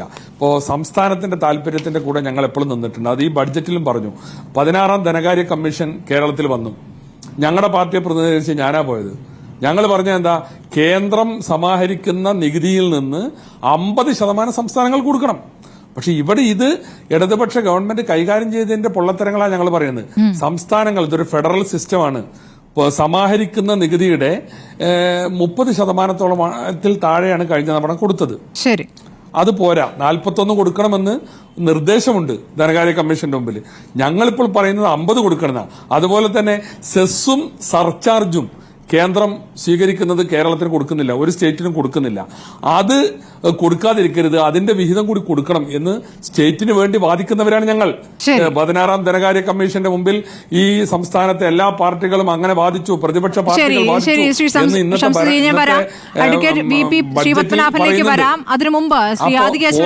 ഒരുപാടുള്ള ബഡ്ജറ്റാണിത്. ശ്രീ ആദികേശവൻ ചർച്ചയിൽ നിന്ന് പോകുന്നതുകൊണ്ടാണ് ഒന്നുകൂടി അദ്ദേഹത്തിലേക്ക് പോകുന്നത്. ശ്രീ ആദികേശവൻ, താങ്കൾ നേരത്തെ കൈപൊക്കുന്നുണ്ടായിരുന്നു അഡ്വക്കേറ്റ് അരുൺ പറയുമ്പോൾ. താങ്കൾക്ക് പറയാനുള്ള പൂർത്തിയാക്കിയിട്ട് ചർച്ചയിൽ നിന്ന് പിരിയാം. അതെ അതെ അതെ ശ്രീ അരുൺകുമാർ പറഞ്ഞത് ഞാൻ കേട്ടു. അതായത് നമ്മുടെ ആശങ്ക ചെറിയ വ്യത്യാസമല്ല. ഇപ്പോൾ 22-23 ബഡ്ജറ്റ് അവതരിപ്പിച്ചപ്പോൾ പ്രതീക്ഷിച്ച ചെലവ് 1,73,000. ആക്ച്വലായിട്ട് നമുക്ക് ചിലവാക്കാൻ സാധിച്ചത് 1,58,000. അപ്പോൾ എത്രയും 15,000 കോടിയുടെ ഡിഫറൻസാണ്. അതേപോലെ 23-24 പ്രതീക്ഷിച്ചത് ബഡ്ജറ്റ് അവതരിപ്പിച്ചപ്പോൾ സർക്കാർ 1,76,000 കോടി രൂപ ചിലവാക്കാൻ ഉദ്ദേശിക്കുന്നു ബഡ്ജറ്റ് എമൗണ്ട്. ആക്ച്വൽ ഓഡിറ്റർ തന്നേക്കുന്നത് 1,59,000. അവിടെയും എത്ര 17,000 കോടി ഡിഫറൻസ്. അപ്പം നമ്മുടെയൊക്കെ ആശങ്ക ഇതിപ്പം അതായത് ബഡ്ജറ്റിനെ വിമർശിക്കാനായിട്ട് പറയുന്നതല്ല.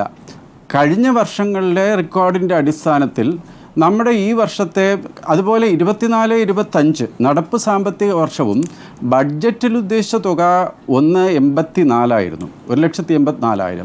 ഇന്ന് അത് റിവൈസ് ചെയ്ത്, ഇന്നത്തെ കണക്കാണ്, ഇന്ന് റിവൈസ് ചെയ്ത് വന്നേക്കുന്ന ഫിഗർ 1,78,000. അപ്പോൾ എൻ്റെ ആശങ്ക ഈ കുറച്ചുകൊണ്ട് വരുന്ന ഒരു ട്രെൻഡും പിന്നെ ആക്ച്വലായിട്ട് ഓഡിറ്റ് ചെയ്ത് വരുമ്പോൾ ചെറിയ വ്യത്യാസമല്ല, 16,000 കോടി 17,000 കോടിയൊക്കെ ഡിഫറൻസ് വരുമ്പോൾ ഇത് നമ്മുടെ വളർച്ചയെ ബാധിക്കില്ലേ? ആൻഡ് മാത്രമല്ല വിഭവ സമാഹരണം 250 പറയപ്പെട്ടിരിക്കുന്നത്. അപ്പോൾ അധിക വിഭവം സമാഹരിക്കാൻ എന്തൊക്കെയാണ് മാർഗങ്ങൾ എന്നുള്ളതിനെക്കുറിച്ചോ ഏതൊക്കെ സ്രോതസ്സിൽ നിന്നും നമ്മൾ 1,98,000 സ്പെൻഡ് ചെയ്യാനായിട്ട് ശ്രമിക്കുമ്പോൾ എവിടെ നിന്നാണ് ഈ കാശ് വരുന്നത്? കാരണം ധനക്കമ്മി മറ്റേ 3 അല്ലെങ്കിൽ 3.5 അതിൽ നിൽക്കുകയും വേണം. അതൊക്കെയാണ് നമുക്കുള്ള ആശങ്ക. ഞാനൊരു ക്ലാരിഫിക്കേഷനായിട്ട് ശ്രീ അരുൺകുമാറിനോട് കണക്കിൻ്റെ അടിസ്ഥാനത്തിൽ ഈ ആശങ്ക അസ്ഥാനത്തല്ല എന്ന് പറയാൻ വേണ്ടിയിട്ടാണ് ഈ വലിയ അന്തരം. അദ്ദേഹം എനിക്ക് തോന്നുന്നത് പറഞ്ഞത് ചെറിയൊരു എമൗണ്ടാണ് പറഞ്ഞതായിട്ട് ഞാൻ കേട്ടത്. 5,000 കോടി പോലുമല്ല, 15 അല്ലെങ്കിൽ 17,000 കോടിയുടെ വ്യത്യാസം വരുന്നത് നമ്മുടെ സംസ്ഥാനത്തിൻ്റെ വളർച്ചയെ ബാധിക്കില്ലേ എന്നുള്ളത് വളരെ ന്യായമായ യുക്തമായ ഈ ഫിഗേഴ്സിൻ്റെ അടിസ്ഥാനത്തിൽ നമുക്ക് വളരെ ഒരു പ്രശ്നവുമായിട്ട് നമുക്ക് തോന്നുന്ന കാര്യം പറഞ്ഞതേ ഉള്ളൂ. ശരി, വളരെ നന്ദി ശ്രീ ആദികേശവൻ ചർച്ചയിൽ പങ്കെടുത്തതിന്. ഞാൻ BJP പ്രതിനിധിയിലേക്ക് പോവുകയാണ്. ശ്രീ പത്മനാഭൻ, ഈ ബജറ്റിനെ BJP നിരാശാജനകം എന്നുള്ള പ്രതികരണത്തിലൂടെ കെ സുരേന്ദ്രൻ ഒരു വാർത്താസമ്മേളനത്തിൽ പറഞ്ഞു കഴിഞ്ഞു. പക്ഷേ ബജറ്റ് മുഴുവൻ പരിശോധിക്കുമ്പോൾ അങ്ങനെയാണോ നിങ്ങൾക്ക് മനസ്സിലാക്കാനാവുന്നത്? കേന്ദ്രത്തിൽ നിന്നും വിഹിതം കിട്ടാത്ത സാഹചര്യത്തിൽ ബുദ്ധിമുട്ടി ഉണ്ടാക്കിയൊരു ബജറ്റ് എന്നുകൂടിയാണ് സംസ്ഥാന സർക്കാർ അതിനെ വിശേഷിപ്പിക്കുന്നത്. ഞാൻ ചോദിക്കട്ടെ, ഇന്ത്യയിൽ ഇലക്ട്രിക് കാറുകൾക്ക് നികുതി വർദ്ധിപ്പിച്ച ഏതെങ്കിലും ഒരു സംസ്ഥാനമുണ്ടോ? എന്താണ് ഇലക്ട്രിക് വാഹനങ്ങളുടെ ഏറ്റവും വലിയ നമുക്ക് ചെയ്യുന്ന ഗുണം? നമ്മുടെ വിദേശ നാണ്യം അത് നമുക്ക് നേടിത്തരികയാണ് ഇലക്ട്രിക് വാഹനങ്ങൾ ചെയ്യുന്നത്. നമ്മൾ ആയിരക്കണക്കിന് കോടി രൂപ ചെലവഴിച്ച് വിദേശത്തു നിന്നും ഇന്ധനം ഇറക്കുമതി ചെയ്യുന്നു. അതുവഴി നമുക്ക് വിദേശ നാണ്യം നഷ്ടമാവുന്നു. ഇലക്ട്രിക് വാഹനങ്ങൾ വരുമ്പോൾ ആ ഒരു സംഗതി അവസാനിച്ച് നമുക്ക് വിദേശ നാണ്യം നേടാൻ സാധിക്കുന്നു. ആ ഇലക്ട്രിക് വാഹനങ്ങൾക്ക് ഇന്ത്യയിൽ സബ്സിഡിയാണ്. ആ ഇലക്ട്രിക് വാഹനങ്ങൾക്ക് നികുതി വർദ്ധിപ്പിച്ചിരിക്കുന്നു. എന്തൊരു കഷ്ടമാണിത്. ഞാൻ അഭിഭാഷകനാണ്. ഒരു മുൻകൂർ ജാമ്യ അപേക്ഷയിൽ ഒട്ടിക്കുന്ന സ്റ്റാമ്പ് എത്ര അറിയോ? 5 രൂപയാണ്. അതിപ്പോൾ എത്ര അറിയോ? സെഷൻസ് കോടതിയിൽ 250 രൂപയാണ്. എന്ന് വെച്ചാൽ 50 ഇരട്ടി. ഒരു സാധാരണ ജാമ്യ ഹർജിയിൽ സെഷൻസ് കോടതിയിൽ ഒട്ടിക്കുന്നത് 5 രൂപയാണ്. അതിപ്പോൾ ആക്കിയത് എത്ര അറിയോ? 200 രൂപയാണ്. എന്ന് വെച്ചാൽ 40 ഇരട്ടി. ഹൈക്കോടതിയിലെ മുൻകൂർ ജാമ്യ ഹർജിയിലെ സ്റ്റാമ്പ് 500 രൂപയാണ്. ഈ 50 ഇരട്ടിയും 40 ഇരട്ടിയുമൊക്കെ ഒരു സംസ്ഥാനത്തെ നീതിന്യായ വ്യവസ്ഥയിൽ സാധാരണക്കാരന് നൽകേണ്ട സലയിൽ വർധനമുണ്ടാക്കുമ്പോൾ അത് എന്ത് യുക്തിയുടെ അടിസ്ഥാനത്തിലാണ്? അതല്ലേ കമ്മീഷൻ പഠിച്ചിട്ട് സമർപ്പിച്ച പഠന റിപ്പോർട്ടിന്റെ അടിസ്ഥാനത്തിലല്ലേ അഡ്വക്കേറ്റ് വി.പി. ശ്രീപത്മനാഭൻ? കമ്മീഷന് 1 ലക്ഷവും 2 ലക്ഷവും മാസ ശമ്പളം കിട്ടുന്ന കമ്മീഷൻ എന്തും പറയാം. പക്ഷെ സാധാരണക്കാരൻ ഇവരാരുടെ കൂടെയാ? കമ്മീഷൻ്റെ കൂടെയാണോ സാധാരണക്കാരൻ്റെ കൂടെയാണോ? ആണോ? അത് പറഞ്ഞേക്ക്. എന്നാൽ ഞങ്ങൾ സാധാരണക്കാരൻ്റെ കൂടെയല്ല കമ്മീഷൻ്റെ കൂടെയാണെന്ന് പറഞ്ഞേക്ക്. ഇവിടെ 5 രൂപ സ്റ്റാമ്പ് ഒട്ടിക്കേണ്ട സ്ഥലത്ത് 250 രൂപയാണ് ഒട്ടിക്കുന്നത്. 5 രൂപ ഒട്ടിക്കേണ്ടത് 200 രൂപയാക്കി മാറ്റുന്നു. പിന്നെ ഭൂനികുതി കൂട്ടിക്കോട്ടെ, ഒരു 50% കൂട്ടുക എന്ന് പറഞ്ഞ ഒരു മര്യാദയാണോ അത്? ഇങ്ങനെ ഇനി വേറൊരു സംഭവം പറയാം. ഇവർ മിണ്ടാത്തൊരു കാര്യമുണ്ട്. ഇപ്പോൾ കോൺട്രാക്ട് കാരേജ്, ടൂറിസ്റ്റ് വാഹനങ്ങൾ. ഞാനിതൊരു ടൂറിസ്റ്റ് വാഹനത്തിൻ്റെ ഉടമസ്ഥനും ഡ്രൈവറുമായ ഒരാളെ വിളിച്ചു ചോദിച്ചു. അയാൾ തന്നെയാണ് ഡ്രൈവർ, അയാൾ തന്നെയാണ് ഉടമസ്ഥൻ. 2000 രൂപയുടെ വർധനമാണ്. 17 സീറ്ററിന് 2000 രൂപയുടെ വർധനമാണ്. ഇവർ പറയുന്നത് ഏകീകരിച്ചു. നല്ല വാക്കാണല്ലോ, നല്ല കേൾക്കാൻ സുഖമുള്ള വാക്കാണല്ലോ. ഏകീകരിച്ചു. 2000 രൂപയുടെ വർധനവാണ്. ഞാൻ എൻ്റെ കൂടെ പഠിച്ച ഒരു സർക്കാർ ഉദ്യോഗസ്ഥനെ വിളിച്ചു. അയാൾ പറഞ്ഞ് 7 ഗഡു DA 7 ഗഡു കുടിശ്ശികയാണ്. 7 ഗഡു, ഒരു ഗഡുവാണ് അനുവദിച്ചത്. 19% കുടിശ്ശിക. 19%. ഇപ്പം അനുവദിച്ച ഗഡുവിൽ 39 മാസത്തെ മുൻകാല പ്രാബല്യമുണ്ട്. 39 മാസം മുന്നത്തെയാണ്. ആ 39 മാസത്തെ പറ്റി മിണ്ടിയിട്ടില്ല. അത് കിട്ടുമോ എന്ന് മിണ്ടിയിട്ടില്ല. അപ്പോൾ 7 ഗഡു കുടിശ്ശിക, 39 മാസത്തെ മുൻകാല പ്രാബല്യം, 19%. എന്നിട്ട് അനുവദിച്ചത് 1 ഗഡു. കൊടുക്കാനുള്ളതൊന്നും കൊടുക്കുന്നില്ല. ശ്രീ പത്മനാഭൻ, ഈ ഭൂനികുതിയുടെ കൃത്യമായ കണക്കുകൾ നമ്മൾ നോക്കുമ്പോൾ പഞ്ചായത്ത് പ്രദേശത്ത് അടിസ്ഥാന ഭൂനികുതി ഏറ്റവും കുറഞ്ഞ സ്ലാബ് നിരക്കായ R1 പ്രതിവർഷം 5 രൂപ എന്നത് 7 രൂപ 5 പൈസയാകും. ഏറ്റവും ഉയർന്ന നിരക്കായ R1 പ്രതിവർഷം 30 രൂപ എന്നത് 45 രൂപയാകും.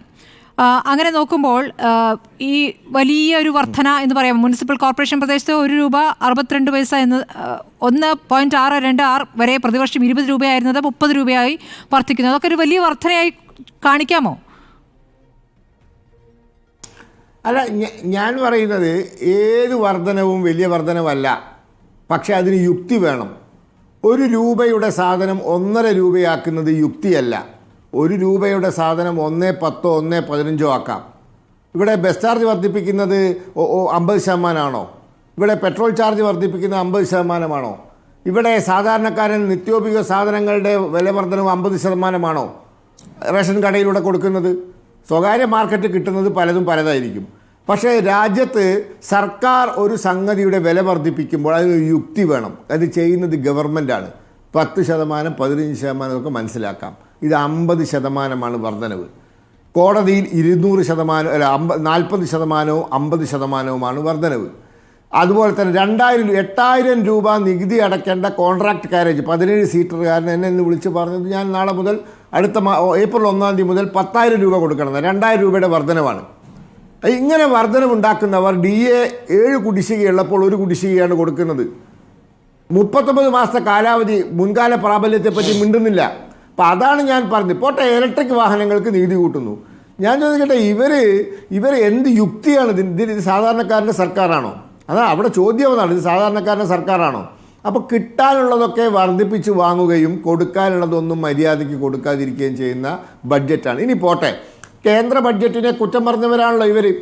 കേന്ദ്ര സർക്കാരിൻ്റെ ബഡ്ജറ്റ് വന്നപ്പോൾ ഈ രാജ്യത്തെ ലക്ഷക്കണക്കിന് ആളുകൾക്ക്, കേരളത്തിലെ 1000കണക്കിന് ആളുകൾക്ക് ഇൻകം ടാക്സ് നികുതി ഇളവുണ്ടായി, ആദായ നികുതി ഇളവുണ്ടായി. ആ പണം എവിടെയാണ് പോകാൻ പോകുന്നത്? നമ്മൾ മാർക്കറ്റിൽ ഇറങ്ങാൻ പോവുകയാണ്, മാർക്കറ്റ് സജീവമാകാൻ പോവുകയാണ്. അതുപോലെ തന്നെ കാർഷിക മേഖലയ്ക്ക് കിസാൻ ക്രെഡിറ്റ് കാർഡിൻ്റെ വായ്പാ പരിധി 3 ലക്ഷത്തിൽ നിന്നും 5 ലക്ഷമാക്കി. MSMEയുടെ വായ്പാ പരിധി 5 കോടിയിൽ നിന്നും 10 കോടിയാക്കി. സ്റ്റാർട്ടപ്പ് ഇന്ത്യയുടെ വായ്പാ പരിധി 10 കോടിയിൽ നിന്നും 20 കോടിയാക്കി. ഇങ്ങനെ സാധാരണക്കാരന് ആശ്വാസമുണ്ടാവുന്ന എന്തെങ്കിലും ഒരു പദ്ധതി, ഒരു പ്രഖ്യാപനം ഈ ബഡ്ജറ്റിലുണ്ടോ? എന്തെങ്കിലും ഒരു പ്രഖ്യാപനം? ഒരു PWDക്ക് നീക്കി വെച്ചത് എത്രയാണെന്നറിയോ? 3061 കോടിയാണ്. 3061 കോടി രൂപ. എത്ര 1000 കിലോമീറ്റർ റോഡ് കേരളത്തിലുണ്ട്? ഇതിന് മൊത്തം നീക്കി വെച്ചത് 3061 കോടി രൂപ. കേരളത്തിന് 100 കണക്കിന് കിലോമീറ്റർ റെയിലേ ഉള്ളൂ. 1000 കിലോമീറ്ററിന് താഴെയാണ് മൊത്തം റെയിൽ കേരളത്തിലെ. അതിന് കേന്ദ്ര സർക്കാർ നൽകിയത് 3042 കോടി രൂപയാണ്. 3042 കോടി രൂപ. ഇവർ ആയിരക്കണക്കിന് കിലോമീറ്റർ PW റോഡിന് നീക്കിവെച്ചത് 3061 കോടി രൂപയാണ്. എന്നിട്ട് കേന്ദ്രം അവഗണിക്കുന്നു എന്ന് പറയുന്നു. തിരുവനന്തപുരം റെയിൽവേ സ്റ്റേഷൻ 400 കോടി രൂപ ചെലവിൽ നന്നാക്കുകയാണ്.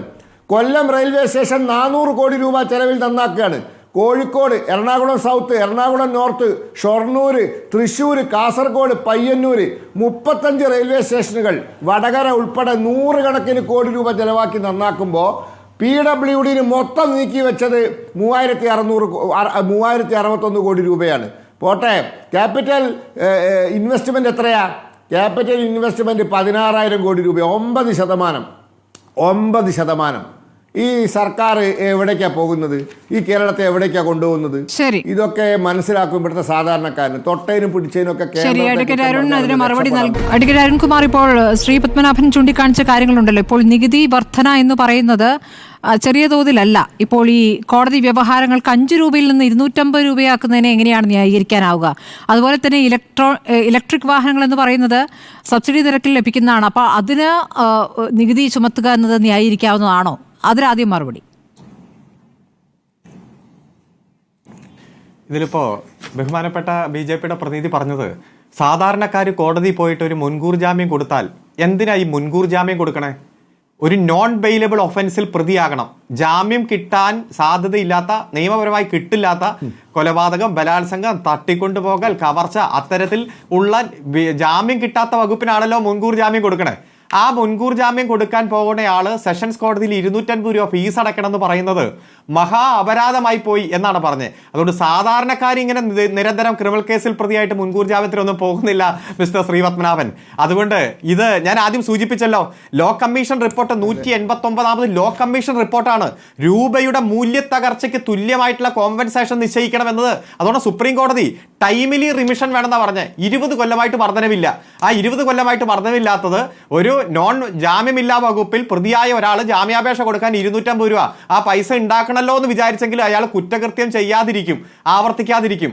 അതൊക്കെ കൃത്യമായിട്ടുള്ള പഠന വിധേയമായിട്ടാണ് അത് തീരുമാനമെടുത്തിരിക്കുന്നത്. പിന്നെ കോൺഗ്രസിന്റെ പ്രതിനിധി പറയാണ് ഏത് ഉച്ചക്കഞ്ഞിയൊക്കെ പോയിട്ട് എത്ര വർഷമായി മിസ്റ്റർ? ഉച്ചയ്ക്ക് നല്ല ചോറും വിഭവസമർത്ഥമായിട്ട് 3-4 കൂട്ടം കറിയും വെച്ചുള്ള സദ്യയാണ്. എന്റെ 2 കുട്ടികൾ ഗവൺമെന്റ് സ്കൂളിൽ പഠിക്കുന്നതാണ്. അല്ല ഞാൻ പറയട്ടെ അല്ല അന്നാ വെച്ച് നുണ പറയാമോ സ്മൃതി? ഇങ്ങനെ നുണ പറയാമോ? കഞ്ഞി പോയിട്ട് എത്ര നാളായി? എൻ്റെ 2 കുട്ടികൾ ഗവൺമെന്റ് സ്കൂളിൽ പഠിക്കണ. രാവിലെ വലിയ പാത്രമായിട്ട് ആ കുട്ടികൾ പോകുന്നതും എന്താണ് കറി എന്നൊക്കെ ഞാൻ ചോദിച്ച് മനസ്സിലാക്കാറുണ്ട്. അവിടെ കുടിശ്ശികയുണ്ടെന്ന് എനിക്ക് തോന്നുന്ന ഒരു കുടിശ്ശികയില്ല. ആ കുടിശ്ശികയൊക്കെ കൃത്യമായിട്ട് അതാത് ഘട്ടങ്ങളിൽ അനുവദിച്ച് ശ്രീ ശിവൻകുട്ടി തന്നെ ദൃശ്യമാധ്യമങ്ങളെ അറിയിക്കുക. ആ കുടിശ്ശികയൊക്കെ തീർന്നു. ഞാൻ പറയാം, പൊതുവിദ്യാഭ്യാസ മേഖലയ്ക്ക് ആകെ 2391 കോടി രൂപ, സ്കൂൾ യൂണിഫോം പദ്ധതിക്ക് 150 കോടി രൂപ, സ്കൂൾ യൂണിഫോം പദ്ധതിക്ക് 150 കോടി രൂപ, ഉച്ചക്കഞ്ഞിക്ക് 430 കോടി രൂപ. അപ്പൊ ഇത്തരത്തിൽ പല കാറ്റഗറിയിൽ സ്കൂൾ വിദ്യാഭ്യാസത്തിന് വേണ്ടി പണം അനുവദിച്ചിരിക്കുക. എന്നിട്ട് എടുത്തിട്ട് പറയാം എനിക്ക് തോന്നുന്നത് ഇത്ര കുടിശ്ശികയാണ്. ഓരോ കൈവെക്കുന്നുണ്ട്. അത് കേട്ട ശേഷം നമുക്ക് തുടരാം. ഷംസുദ്ദീൻ പറഞ്ഞോളൂ. ആയിക്കോട്ടെ. കഞ്ഞി നിർത്തി നല്ല ഊണാണ്. ഉച്ചക്കഞ്ഞി എന്നുള്ള അതെ ഞാൻ പറയട്ടെ, ഉച്ചക്കഞ്ഞി എന്നുള്ള പ്രയോഗം അത് താൻ പിന്നെ അരുൺകുമാർ തന്നെ വീണ്ടും രണ്ടാമത് പറഞ്ഞപ്പോൾ പറഞ്ഞു. അത് നമ്മൾ പൊതുവെ ഉച്ചഭക്ഷണത്തിന് ഉച്ചക്കഞ്ഞി എന്നൊരു പ്രയോഗമാണ്. ഉച്ചക്കഞ്ഞി മാറി ചോറായി എന്നൊക്കെയുള്ളത് ശരിയാണ്. പക്ഷെ അത് നൽകാത്തതിന്റെ പേരിൽ വലിയ തോതിൽ ആക്ഷേപം പറഞ്ഞ അധ്യാപകരുണ്ട്. നമ്മൾ തന്നെ ഏറെ ചർച്ച ചെയ്യപ്പെട്ടതാണ്. 2 ലക്ഷത്തിലധികം രൂപ കൊടുക്കാനുള്ളതുകൊണ്ട് ജോലി രാജിവെച്ചവരുണ്ട്. പിന്നെ അതുപോലെ തന്നെ മറ്റു നിലക്ക് പ്രയാസങ്ങൾ രേഖപ്പെടുത്തിയവരുണ്ട്. പല സ്കൂളുകളിലും അത് മുടങ്ങിയിട്ടുണ്ട്. ഹെഡ് മാസ്റ്റർമാരാകണ്ട എന്ന് പറഞ്ഞ ആളുകൾ എഴുതി കൊടുക്കുന്നുണ്ട്. ഇതൊക്കെ യാഥാർത്ഥ്യമാണ്. നിങ്ങൾ വെറുതെ ഇതിനെയൊന്നും വാചാടോപങ്ങൾ കൊണ്ട് മറച്ചു വെച്ചിട്ട് കാര്യമില്ല.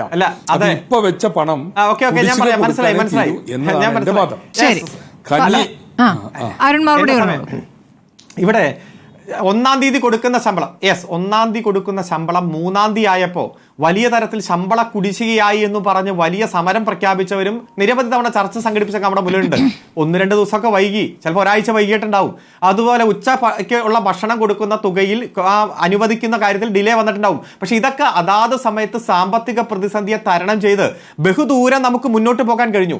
പിന്നെ BJPയുടെ പ്രതിനിധി കേന്ദ്ര ബജറ്റ് കണ്ടില്ലേ? ഇപ്പോഴും ഈ കേരളത്തെ പൂർണ്ണമായിട്ട് അവഗണിച്ച ഒരു സാഹചര്യം, ഇത്രയും അവഗണിച്ച ഒരു സാഹചര്യം അടുത്ത കാലത്തുണ്ടായോ? ഇപ്പൊ ഇന്ന് ഹൈക്കോടതിയിൽ തന്നെ കേന്ദ്ര ഗവൺമെന്റ് എന്താ പറഞ്ഞേ? ആ ചൂരൽമലയിലും മുണ്ടക്കയിലും പുനരധിവാസത്തിന് എന്തെങ്കിലും വേണമെങ്കിൽ നിങ്ങൾ ഉണ്ടാക്കിക്കൊള്ളണം. ഇതല്ലല്ലോ ഓഗസ്റ്റ് മാസം 10-ാം തീയതി അവിടെ കൊച്ചു കുട്ടികളെ എടുത്ത് ഉമ്മ വച്ച് റീല് നിർമ്മിച്ചുകൊണ്ട് രാജ്യത്തിന്റെ പ്രധാനമന്ത്രി പറഞ്ഞത് നിങ്ങൾ ഉണ്ടാക്കിക്കൊള്ളണമെന്നല്ലല്ലോ. മറിച്ച് എല്ലാത്തിനും കേന്ദ്രം കൂടെയുണ്ട്, പുനരധിവാസ പാക്കേജ് ഞാനങ്ങ് ഡൽഹി ചെല്ലുമ്പോൾ പ്രഖ്യാപിക്കും എന്ന് പറഞ്ഞല്ലേ പോയത്. അവിടെ വച്ച എല്ലാ രാഷ്ട്രീയ പാർട്ടി പ്രതിനിധികളെയും കളക്ടറെയും ഒക്കെ വിളിച്ചിരുന്ന് യോഗം നടത്തിയില്ലേ ഓഗസ്റ്റ് മാസം 10-ാം തീയതി? ഓഗസ്റ്റ് 17-ന് വലിയ നിവേദനം തന്നില്ലേ കേരളം? അതിനുശേഷം നവംബറിലും ഡിസംബറിലും ഒക്കെ നിവേദനം തന്നില്ലേ? ഏതെങ്കിലും പരിഗണിച്ചോ? നയാ പൈസ തന്നോ? ചോദിക്കുമ്പോൾ നിങ്ങൾ ഹെലികോപ്റ്ററിന്റെ ബില്ലല്ലേ ഇങ്ങോട്ട് അയച്ചത്? എന്നിട്ട് ഒറ്റ പൈസ തരാതെ ഇപ്പൊ പറയാണ് കേന്ദ്ര ബജറ്റ് കണ്ടോ? ഇവിടെ തൊഴിലുറപ്പ് പദ്ധതിയുമായി ബന്ധപ്പെട്ടുകൊണ്ട് 5 പൈസ കേന്ദ്രം ഈ ബജറ്റിൽ കൂടുതലായിട്ട് വച്ചോ? ഒരു തൊഴിൽ ദിനം കൂട്ടിയോ? ഈ സംസ്ഥാന ബജറ്റ് എടുത്തു നോക്കിയേ, തൊഴിൽ ദിനം കൂട്ടിയിട്ടുണ്ട്, പൈസയും കൂടുതലായി അലോട്ട് ചെയ്യുന്ന സാഹചര്യം ഉണ്ടായിട്ടുണ്ട്. കുടുംബശ്രീ പദ്ധതികളെയും സ്ത്രീ ശാക്തീകരണത്തിനും എത്ര പദ്ധതികളാണ് ഇതിൽ വച്ചിരിക്കുന്നത്? അതുപോലെ കയർ, കശുവണ്ടി, കീറ്റ, പനമ്പ്, അതുപോലെ കൈത്തറി, എല്ലാ പരമ്പരാഗത വ്യവസായ മേഖലയെയും സംരക്ഷിക്കാൻ എത്ര കോടി രൂപയാണ് ഇതിൽ മാറ്റിവെച്ചിരിക്കുന്നത്? അത് കൃത്യമായി എത്ര നമ്മളൊക്കെ പ്രതീക്ഷയ്ക്ക് അപ്പുറത്തേക്ക് ഈ പ്രതിസന്ധി ഘട്ടത്തിൽ അതൊക്കെ മാറ്റിവെക്കാൻ നമുക്ക് കഴിഞ്ഞില്ലേ? വന്യജീവി ആക്രമണം കേന്ദ്രത്തിന്റെ നിയമമല്ലേ? 3 തവണയല്ലേ BJP ഗവൺമെന്റ് അതിൽ അമെന്റ്മെന്റ് വരുത്തിയത്, നിയമം കൂടുതൽ കർശനമാക്കിയത്?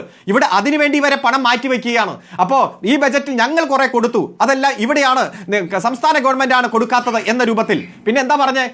ഇവിടെ സർക്കാർ ജീവനക്കാർക്ക് കൊടുത്ത ആ DA കുടിശ്ശികയുടെ കാര്യത്തിൽ അതെല്ലാം PF-ലേക്കാണ് പോകുന്നത്, അത് തിരിച്ചെടുക്കാൻ പറ്റില്ല. എന്താണ് ആദ്യ പാരഗ്രാഫിൽ തന്നെ ബഹുമാനപ്പെട്ട ധനകാര്യമന്ത്രി പറഞ്ഞത്? ലോക്കിൻ പീരീഡ്, 2 ഗഡുക്കളുടെ ലോക്കിൻ പീരീഡ് വിഡ്രോ ചെയ്തിരിക്കുന്നു. ആ PF-ലേക്ക് പോയാൽ പണം അപ്പം തന്നെ വിഡ്രോ ചെയ്യാം. അപ്പോൾ 2 ഗഡു വിഡ്രോ ചെയ്യാം. അതുപോലെ 2 ഗഡു കൃത്യമായിട്ട് ശമ്പള വർധനവിന്റെ കുടിശ്ശിക കിട്ടും.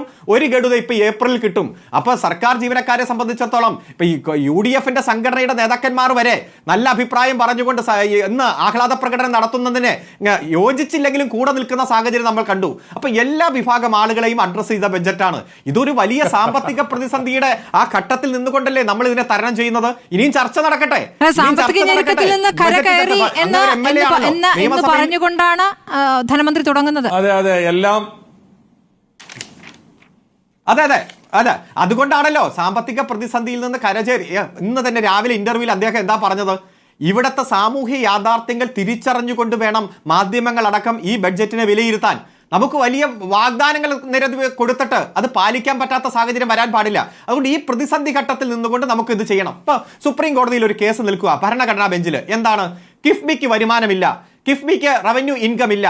അത് പക്ഷേ ഇവിടെ ദേശീയപാത അതോറിറ്റിക്ക് വരുമാനമുണ്ട്. അതുകൊണ്ട് കിഫ്ബിയെയും ദേശീയപാത അതോറിറ്റിയെയും ഒരേപോലെ കാണാൻ പറ്റില്ല. അതിന്റെ വാദം നടക്കുക.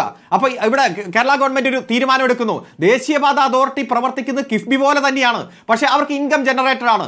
ആ പുതിയ സാഹചര്യം വരുമ്പോഴാണ് പുതിയ സാഹചര്യം വരുമ്പോൾ എന്ന് പറയുമ്പോൾ അല്ലല്ല, അതൊന്ന് വിശദീകരിക്കണമായിരുന്നു. ഇപ്പോൾ ടോൾ കിഫ്ബി റോഡുകൾക്ക് ടോൾ എന്ന് പറയുമ്പോൾ കിഫ്ബിയിലേക്ക് ആത്യന്തികമായ പണം എത്തുന്നത് ജനങ്ങളുടെ നികുതിയിൽ നിന്നാണ്.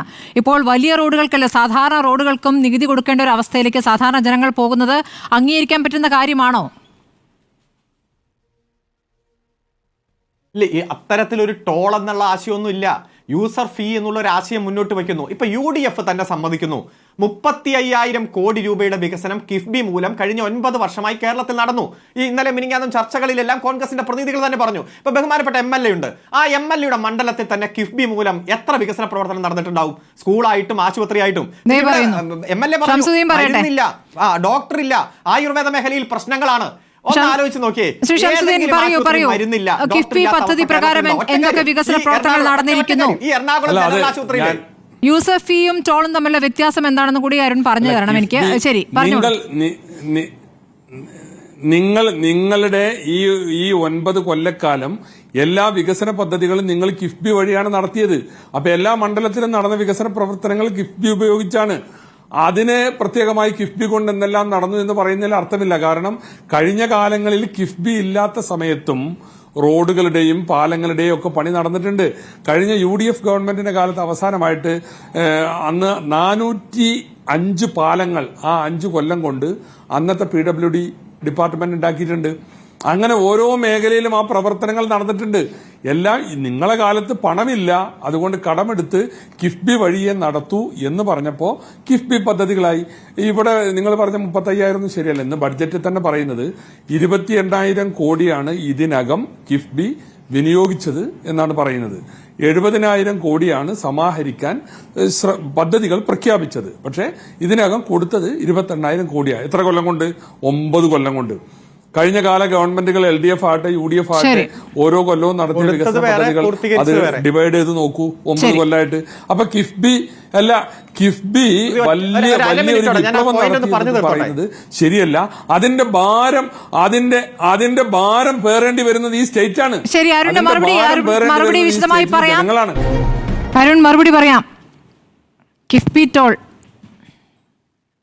ഇതിലെ യെസ് ഞാൻ പറയാം. അതിലേക്ക് വരുന്നതിന് മുമ്പ് ബഹുമാനപ്പെട്ട MLA, ഈ കേരളത്തിലെ ആരോഗ്യ മേഖലയിൽ മരുന്നില്ല, ഡോക്ടർമാരില്ല, ഇങ്ങനെയൊക്കെ തെറ്റായിട്ടുള്ള ആരോപണം ഉന്നയിക്കാമോ? ഈ എറണാകുളം ജനറൽ ആശുപത്രിയിലെ അവയവമാറ്റ ശസ്ത്രക്രിയ നടത്തുകയാണ് ഗവൺമെന്റ് ഹോസ്പിറ്റലിൽ.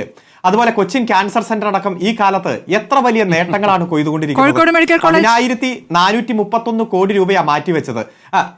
അല്ല, എല്ലാ മെഡിക്കൽ കോളേജും എല്ലാ മെഡിക്കൽ കോളേജും വച്ചുകൊണ്ട് അത് പർവ്വതീകരിച്ച് നിങ്ങൾ ഒറ്റ മിനിറ്റ് മിസ്റ്റർ MLA, നിങ്ങളൊരു കാര്യം, മറ്റ് സംസ്ഥാനങ്ങളിലെ ആരോഗ്യ മേഖലയായിട്ടും മറ്റു രാജ്യങ്ങളിലെ വികസിത രാജ്യങ്ങളിലെ ഡോക്ടർമാരും ആശുപത്രിയൊക്കെ ആയിട്ട് ഒന്ന് താരതമ്യപ്പെടുത്തിയാൽ അങ്ങേക്ക് ഈ കാര്യം മനസ്സിലാവും. പിന്നെ ഇവിടെ BJPയുടെ പ്രതിനിധി പറഞ്ഞ ഒരു കാര്യം, PWDക്ക് 3601 കോടി രൂപയല്ലേ കൊടുത്തോളൂ, വേറെ എന്ത്? ഇവിടെ ഗതാഗത മേഖലയ്ക്ക് വേറൊരു 2065 കോടി, റീബിൽഡിംഗ് കേരള ഇനീഷ്യേറ്റീവിന് 1000 കോടി, PW ഇതെല്ലാം കൂട്ടുമ്പോൾ നന്നായി പണം മാറ്റി വെച്ചിട്ടുണ്ട്. പിന്നെ കേരളത്തിലെ മുഴുവൻ റോഡുകളും ഭൂരിഭാഗം റോഡുകളും ഇപ്പൊ BMBS ആണ്. അതുകൊണ്ട് ഒരു 5-6 കൊല്ലത്തേക്ക് വലിയ കേടുപാടൊന്നും വരില്ല. അപ്പൊ യഥാർത്ഥത്തിൽ മാറ്റിവെച്ചതാണോ? പിന്നെ എന്തുകൊണ്ടാണ് അതിൽ വളരെ കുറച്ചു മാത്രം ചെലവാക്കുന്നത്, എന്നിട്ട് അടുത്ത ബജറ്റിലേക്ക് അതിൽ നിന്നും കൂട്ടിവെക്കും? അപ്പോൾ ഇതിൽ യഥാർത്ഥത്തിൽ കാണിക്കുന്ന തുകകൾ സത്യമാണോ എന്നുള്ള ചോദ്യം വരുന്നത് അതുകൊണ്ടാണ്. കഴിഞ്ഞ ബജറ്റിലെ കണക്കാണല്ലോ ഞാൻ ആദ്യം ചോദിച്ചത് അരുൺ. അപ്പൊ ഒന്ന് പുറത്തേക്ക് ഇറങ്ങിയിട്ട് ഈ 4 ലക്ഷം പേർക്ക് വീട് കിട്ടിയ അവരോടൊന്ന് ചോദിക്കണം, നിങ്ങൾക്ക് ഈ വീട് കിട്ടിയപ്പോൾ ഓരോ ഘട്ടത്തിലും പണം കിട്ടിയില്ലേ? സാമൂഹ്യ സുരക്ഷാ പദ്ധതിക്ക് ചെലവഴിച്ചത് 20% കഴിഞ്ഞ വർഷം 20% ചെലവഴിച്ചിട്ടുള്ളൂ. സ്മൃതി, 1 മിനിറ്റ് കേക്ക്, 1 മിനിറ്റ് കേട്ടാൽ മനസ്സിലാവും, അങ്ങേക്ക് ഇത് മനസ്സിലാവും. ഒരു വീട് ലൈഫ് പദ്ധതിക്ക് 4 ലക്ഷം രൂപ അനുവദിച്ചു. ഒന്നായിട്ട് 4 ലക്ഷം രൂപ ഡിസ്പേസ് ചെയ്ത് കൊടുക്കുകയല്ല നമ്മൾ. അതായത് വീടിന്റെ തറ പണിയുമ്പോൾ 1.25 ലക്ഷം, അത് പണത് സൺഷെയ്ഡ് ആകുമ്പോൾ അടുത്ത ഗഡു, അത് വീട് മെയിൻ വാർക്ക് കഴിയുമ്പോൾ അടുത്ത ഗഡു, വീട് തേച്ച് അതിന്റെ കയറി കൂടാറാകുമ്പോൾ അടുത്ത ഗഡു, അങ്ങനെ ഘട്ടം ഘട്ടമായിട്ട് വിതരണം ചെയ്യുമ്പോൾ ചില പണികൾ അണ്ടർ കൺസ്ട്രക്ഷനിലായിരിക്കുമ്പോൾ ആ ഗഡുക്കളെ കൊടുക്കൂ. അതുകൊണ്ട് നിങ്ങൾ കൊടുത്തില്ല എന്ന് പറഞ്ഞാൽ കൺസ്ട്രക്ഷൻ തീരാതെ കൊടുക്കാൻ പറ്റുമോ? റോഡുകളുടെ ബില്ല് മാറുന്നത് എപ്പോഴാണ്? അതിനൊക്കെ ഓരോ ഘട്ടങ്ങളുണ്ട്. അല്ലാതെ ബഡ്ജറ്റിൽ അലോക്കേറ്റ് ചെയ്ത പണം മുഴുവൻ 750 കോടി രൂപ വയനാട് പാക്കേജ് അനുവദിച്ചു. നാളെ കൊണ്ടുവന്ന 750 കോടി രൂപ അവിടുത്തെ ആളുകൾക്ക് കൊടുക്കുകയല്ലോ. അതിന്റെ നിർമ്മാണത്തിന്റെ ഓരോ ഘട്ടത്തിലാണ്. ഇതെല്ലാം നന്നായിട്ട് പ്ലാൻ ചെയ്തിട്ടല്ലേ നമ്മുടെ ധനകാര്യ മാനേജ്മെന്റ് ഇത്തരത്തിലുള്ള പ്രഖ്യാപനം നടത്തുന്നത്. പക്ഷെ നുണ പ്രചരിപ്പിക്കരുത്. സത്യസന്ധമായ കാര്യങ്ങൾ നമുക്ക് ചർച്ച ചെയ്യാം. സത്യസന്ധമായ കാര്യങ്ങൾ ചർച്ച ചെയ്യേ, അല്ലാതെ ചെറിയ കാര്യങ്ങളൊക്കെ എടുത്ത് പർവ്വതീകരിച്ച് ഈ ഗവൺമെന്റ് മുഴുവൻ പ്രശ്നമാണ്. ശ്രീ ശ്രീപത്മനാഭൻ, വയനാടിന് ഒരു സഹായവും ചെയ്യാതെ ഇപ്പോൾ സംസ്ഥാനത്തെ വിമർശിക്കുന്നതിൽ നിങ്ങൾക്ക് എന്ത് അവകാശം എന്നുള്ള ചോദ്യമാണ് വരുന്നത്. അല്ല, ഞാനത് പറയുന്നതിന് മുന്നേ 2 കാര്യം. കേരളത്തിൽ ഇന്നത്തെ ബഡ്ജറ്റിൽ പ്രഖ്യാപിച്ച 70% പദ്ധതികൾക്കും 1 കോടി മുതൽ 5 കോടി വരെ നീക്കിയിരിപ്പ് എന്ന് വെച്ചാൽ തറക്കല്ലിടാം. പിന്നെ പാവപ്പെട്ട കൃഷിക്കാർ സഹകരണ ബാങ്കിൽ പോയിട്ട് ലോൺ എടുക്കും. അത് ഗഹാൻ രജിസ്ട്രേഷൻ 200 രൂപയെന്ന് 500 രൂപയാക്കി. 150% വർധനവ്. 150% വർധനവ്. എന്തൊരു മര്യാദ അത്! നിങ്ങൾ ആരുടെ കൂടെയാ? പിന്നെ കേരളത്തിലെ വയനാട് ദുരന്തത്തിന് നിങ്ങൾ ഹൈക്കോടതിയിൽ കേസുണ്ടായിരുന്നല്ലോ, എന്തായി? കേന്ദ്ര സർക്കാരിനെതിരെ വിധി വന്നോ? 2005 നിങ്ങൾ 2 പാസ്സാക്കിയ ഒരു നിയമമുണ്ട്, 2005. ആ നിയമപ്രകാരമേ കിട്ടുള്ളൂ. ഒരു സാങ്കേതികത്വം പ്രശ്നമല്ല എന്ന് പിന്നെന്തിനാണ് പ്രധാനമന്ത്രി പാസ്സാക്കിയ നിയമമല്ല. നിങ്ങൾ 2 പറഞ്ഞു പറ്റിച്ചില്ലേ? വയനാടുകാരെ പറഞ്ഞു പറ്റിച്ചില്ലേ പ്രധാനമന്ത്രി തന്നെ? 2005 ഡിസാസ്റ്റർ മാനേജ്മെന്റ് ആക്ട് ഈ രാജ്യത്തെ പാർലമെന്റ് ഒരു പാസ്സാക്കിയ നിയമം പ്രധാനമന്ത്രിക്ക് ബാധകമല്ല. അല്ല, ഇതൊന്നും പറഞ്ഞില്ലല്ലോ. പ്രധാനമന്ത്രി വന്നപ്പോ എന്താ പറഞ്ഞത്? സഞ്ജയ് ഗാന്ധിക്കും നിയമമൊന്നും ബാധകമല്ല, ഭരണഘടന ബാധകമല്ല. ഇതെന്താ അടിയന്തരാവസ്ഥക്കാലോ? ഈ രാജ്യത്തെ നിയമം പ്രധാനമന്ത്രിക്ക് ബാധകമല്ല. നിങ്ങൾക്ക് മറ്റു സംസ്ഥാനങ്ങൾക്ക് കൊടുക്കുമ്പോൾ ഇതൊന്നും ബാധകമല്ല. കേരളത്തിന്റെ കാര്യം പറയുമ്പോൾ കണക്ക് പറയും. ശരി, 2005 നിങ്ങളെ കാത്തു നിൽക്കുന്നില്ല, കേന്ദ്രത്തെ കാത്തു നിൽക്കുന്നില്ല എന്നാണ് സംസ്ഥാനം പറയുന്നത്. നമുക്ക് നോക്കാം. നിയമം തള്ളിപ്പറ. ശരി ഷംസുദ്ദീൻ, ഒരു 30 സെക്കൻഡ് വേഗം പറയാമോ? 2005 നിയമം രണ്ടു കൂട്ടരും കൂടി കൈബന്ധിച്ച് പാസ്സാക്കിയല്ലേ? നിങ്ങൾ തള്ളിപ്പറ. ഇവിടെ പറഞ്ഞല്ലോ, അല്ലല്ല, നിങ്ങൾ തന്നില്ലെങ്കിലും വയനാട് പുനരധിവാസത്തിന് 750 കോടിയെന്ന്. ഈ അല്ല പറയട്ടെ, പക്ഷെ അതിൽ ഗവൺമെന്റിന് വല്ല കാഴ്ചപ്പാടുണ്ടോ? ഇപ്പൊ ഈ വീടുകൾ നിർമ്മിക്കാം എന്ന് പറഞ്ഞ് ഏറ്റെടുത്ത ഭൂമിയിൽ കേസാണ്. എന്ന് വീട് നിർമ്മാണം ആരംഭിക്കും? ഈ 750 കോടി അടുത്ത കാലത്തൊന്നും നിങ്ങൾക്ക് ചെലവാക്കാൻ കഴിയില്ല. ഈ കാര്യത്തിന് വേണ്ടി നിങ്ങൾ ഏറ്റെടുത്തുള്ളത് 2024 ഡിസംബർ 28 അല്ലല്ല, അവർ അപ്പീൽ പോയി. അല്ല, അരുൺകുമാർ ആളെ തെറ്റിദ്ധരിപ്പിക്കരുത്. മലയാളം അവര് ജനുവരി മാസം അതെ, അവർ അപ്പീൽ പോയി. മീറ്റിംഗ് വിളിച്ച് നിർമ്മാണ പ്രവർത്തനങ്ങൾ ആരംഭിച്ചു. അതിന്റെ പ്രവർത്തനങ്ങൾ പോയി. അവിടെ നിർമ്മാണ പ്രവർത്തനം ആരംഭിക്കാൻ കഴിയുന്ന സ്ഥിതിയല്ല ഇപ്പോൾ ഉള്ളത്. തയ്യാറാണ്. അവിടെ നിർമ്മാണ പ്രവർത്തനം ആരംഭിക്കാൻ ഇപ്പോഴും കഴിയില്ല. അപ്പൊ ഇതൊക്കെ വെറുതെ ആളെ പറ്റിക്കാനാണ് നിങ്ങൾ 750 കോടി പ്രഖ്യാപിച്ചത്. അതിന് കൃത്യമായ ഒരു കാഴ്ചപ്പാടും സർക്കാരിന് മുമ്പിലില്ല. ശരി ശരി, സിവിൽ കേസിൽ നമ്മുടെ സമയം കഴിഞ്ഞുകൊണ്ടാണ്. സർക്കാർ അതിൽ എന്തായാലും വ്യക്തത വരുത്തിയല്ലേ പറ്റൂ. ശ്രീ എൻ ഷംസുദ്ദീൻ, നമുക്ക് നോക്കാം. വളരെ നന്ദി അഡ്വക്കേറ്റ് എൻ ഷംസുദ്ദീൻ, ഒപ്പം തന്നെ advocate K S Arunkumar, advocate VP Shri Padmanabhan, S Adikesavan ചർച്ചയിൽ പങ്കെടുത്തതിന്.